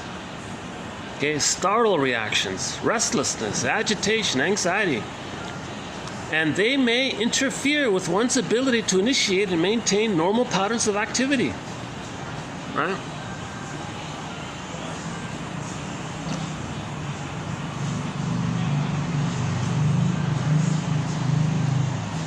So pop culture calls this a nervous breakdown, right? Soul loss, nervous breakdown.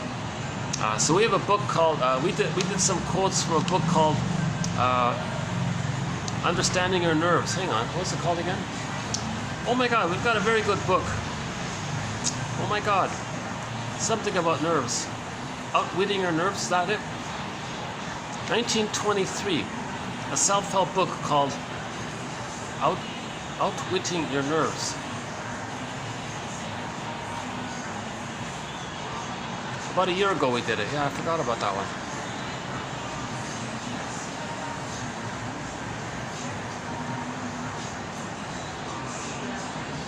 Yeah, let's review that one, yeah.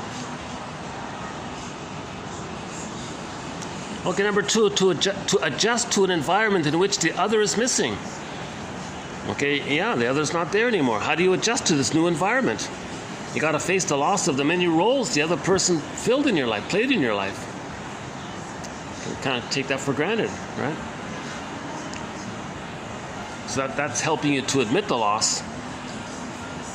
Number three, to experience the pain of grief, or else it will manifest itself through self-defeating behaviors towards self and others.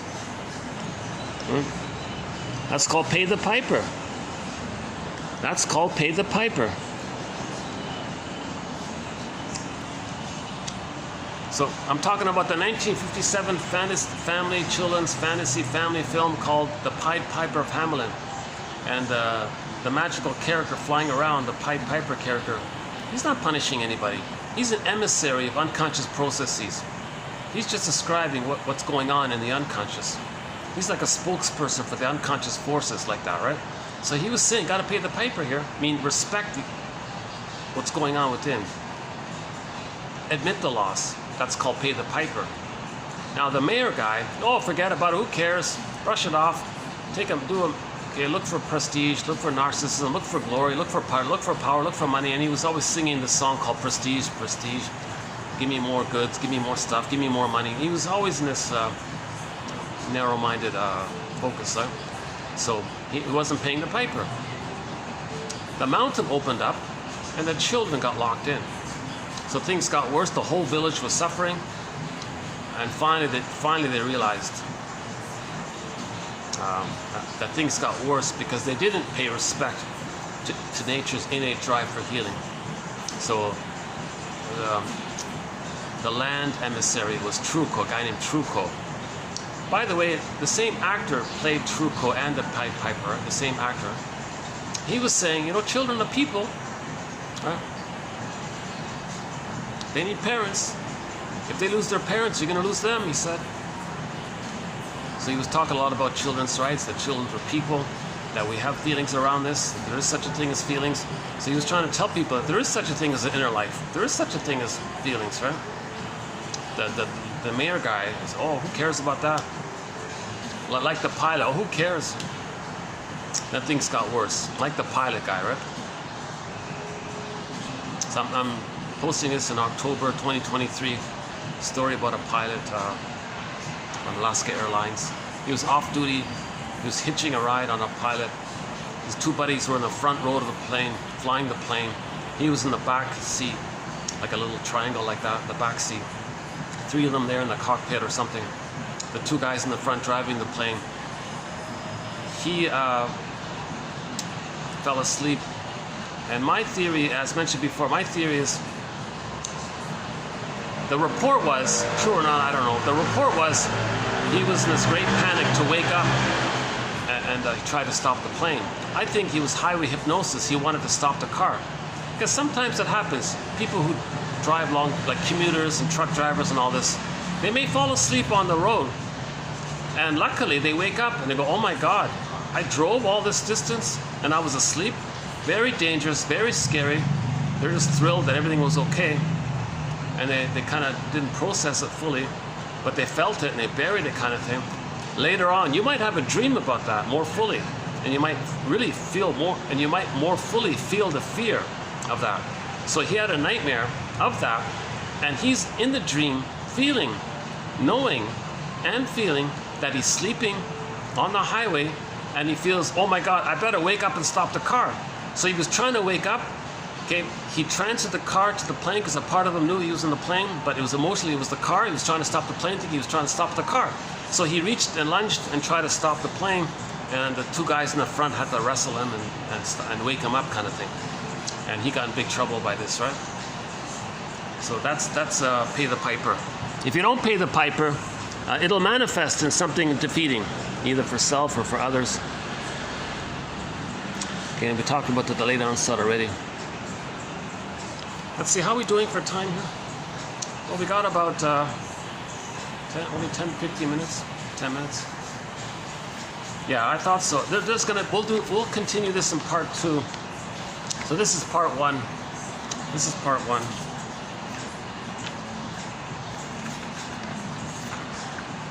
If I had a 6-hour storage space, I could do it all at one go. But as it is, I'm going to do them in parts for the time being.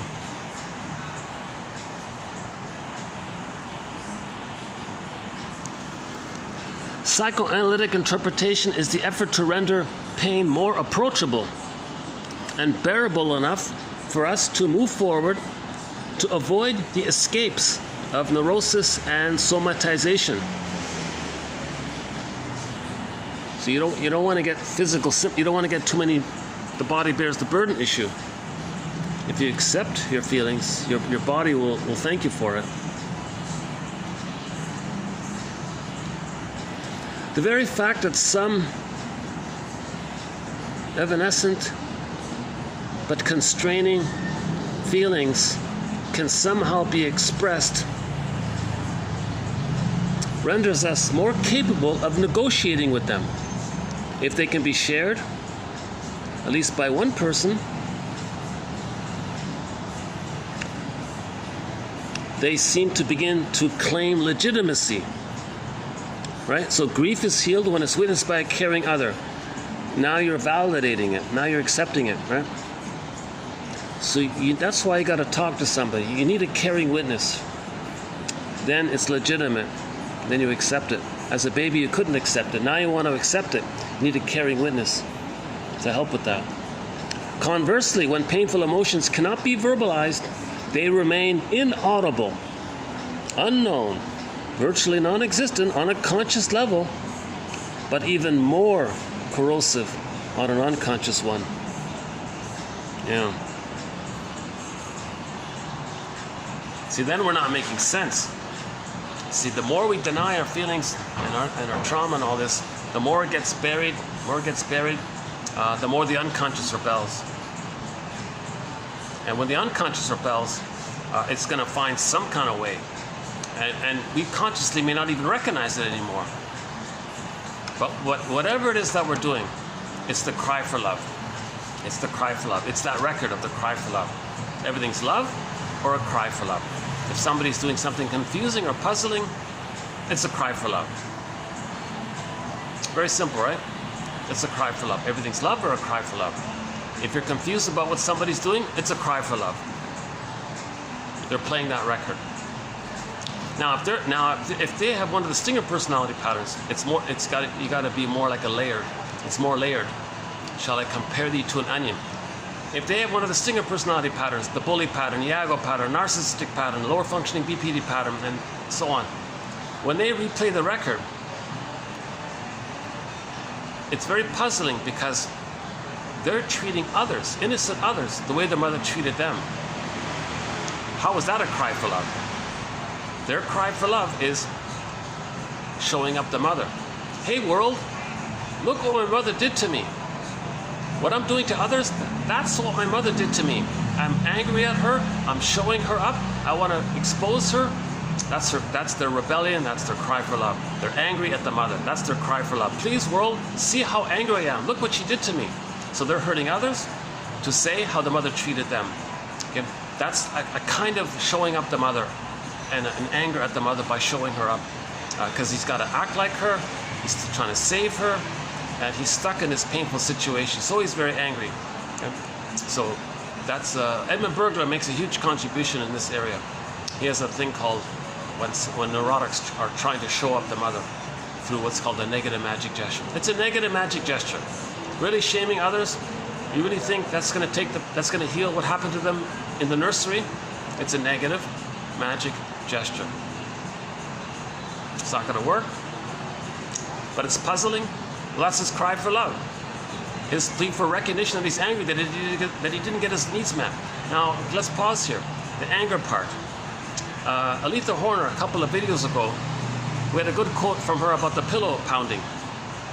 In the 70s, a lot of self-help, charlatan, money-maker, fraudulent types, they want to make money. Oh yeah, you want to heal? You want to help with your trauma? Oh, come to our seminars. Welcome, welcome. Give us your money. We'll help you. What do they do? What do they do? Okay, we're going to give you a pillow. They gave him a pillow. All right, now you can bang the pillow. There you go. You feel better? What a trick. No, she said nonsense. The issue is not that you're angry. We get that you're angry. Why? The self-help people don't tell you why. Why? Now why? Because they're not analytic. It's just a trick to make money. So let's back up a second. In the Disney film Inside Out, when Joy and Sadness got zooped away, our feeling self, I feel therefore I amness, okay? Our connection to ourselves, feeling embodied, loving life. We live to the extent that we feel, the more quote-unquote human side of being human. Empathy, gratitude, reparation, enjoying the present, loving life, that whole area, okay, that all got zooped away. Now why did joy and sadness get zooped away? Because the underlying need for a secure attachment wasn't met. So when the need for a secure attachment style wasn't met, joy and sadness zooped away, anger was on the console. So really, then you go to the self-help guru, he says, oh, beat the pillow. Yeah, I know. They might say, I get it, I'm angry. So what, and what? Why am I angry? He's not telling you why you're angry. He says, beat the pillow. You feel a little confused. Well, he took your money. It's a scam, right? Now the analytic piece to this that's missing is that if he doesn't heal, the self-help guru is not helping you to heal. That's dysfunction. When you're dysfunctional and you're not healing, you're being loyal to the mother. He doesn't want to include that piece because he can make money if he keeps you in this neurotic cycle. Keep siphoning money from you. So, dysfunction, being neurotic, is being loyal to the mother. Why would a person still be loyal to a mother who hurt them? Okay, it's the deep belief that all babies make, that they believe that when the mother didn't love them, the baby believed that their own mother was crying for love. The baby said, oh mother, you're crying for love? I've got powers, I'm magical thinking, I'll save you, I'll cure you, I'll correct you, I'll heal you, mother, don't worry, mother, I'll save you.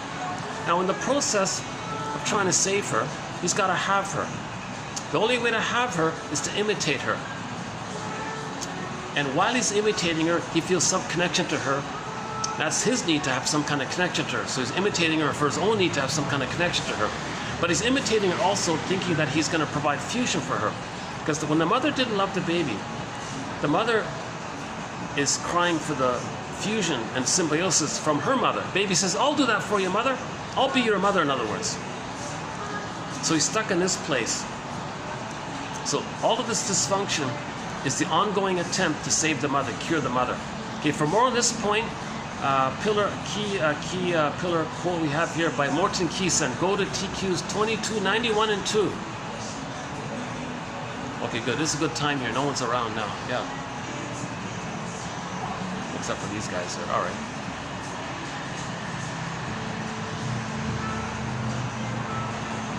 How are we doing here? 10 minutes? Less than 10 minutes now.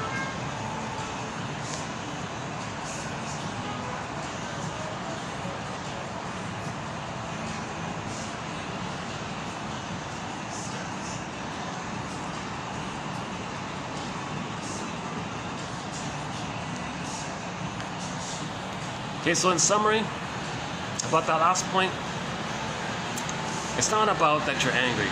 It's about, the issue is around attachment. Focus on this issue of unmet needs for a secure attachment. Focus your attention on that. Try to mourn the loss of what should have been there. What should have been there for the baby is a secure attachment style by a loving, emotionally available mother. That was missing. How do we mourn that? You got to forgiveness. If you can forgive her for that, that's part of it. So we got to go there. Don't just beat the pillow. That's not going to solve anything. It just makes the charlatan richer, that's all. Now the charlatan, you might analyze him.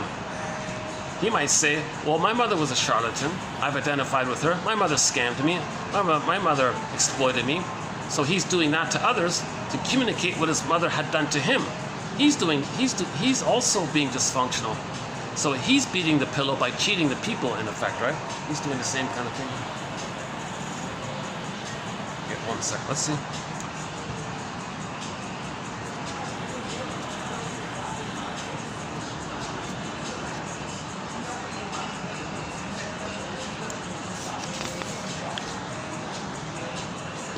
Okay, we'll save that one for tomorrow. And we've got one about emotional eating. I need some preface for this one. That's an interesting one. Okay, we did the morning one. What's this one here? One's unconscious striving to reenact conflicted parent-child relations emerges through a particular object choice. Object relations refers to the self-structure we internalize in early childhood, which functions as a blueprint for future relationships. Okay, so here's another definition of object relations theory. Object relations theory refers to the self-structure, intrapsychic structure, the blueprint we internalize in childhood with the relationship with the mother. We internalize it, and this internalization functions as a blueprint, right? The architecture has a blueprint for what he's going to build. We have a blueprint for our future relationships. That's what we got to heal. We got to heal this blueprint. Okay? A lot of babies are creating a very dysfunctional, problematic blueprint. It'd be like an architect. It'd be like an architect who builds a building, and it's slanted, and things don't work, and causing all these problems. And you've got to constantly repair everything all the time. It's very expensive. Imagine a building like that. Imagine an architect trying to build a building based on a faulty blueprint. Look at the expense. It's the same thing for humans. We create a faulty blueprint and use this faulty blueprint for our life. So we got to correct this blueprint to be normal. Just like an architect needs a normal, healthy blueprint to build a healthy, normal building.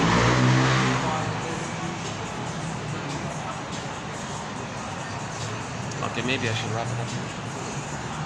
Yeah, it's not too bad. The lighting's okay, right? I'm baking here, but the lighting's okay, right? Okay, what have we got here? Okay, 5 minutes, huh?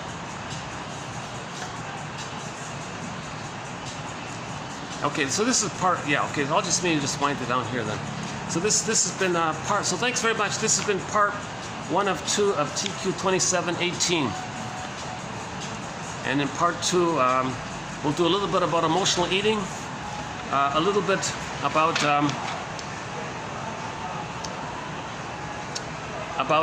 ruminating, like this ticker tape of thoughts, his idea there, and our desire to escape. If we're ruminating too much, so-called unconstructive wallowing, and we're not making links, something about that.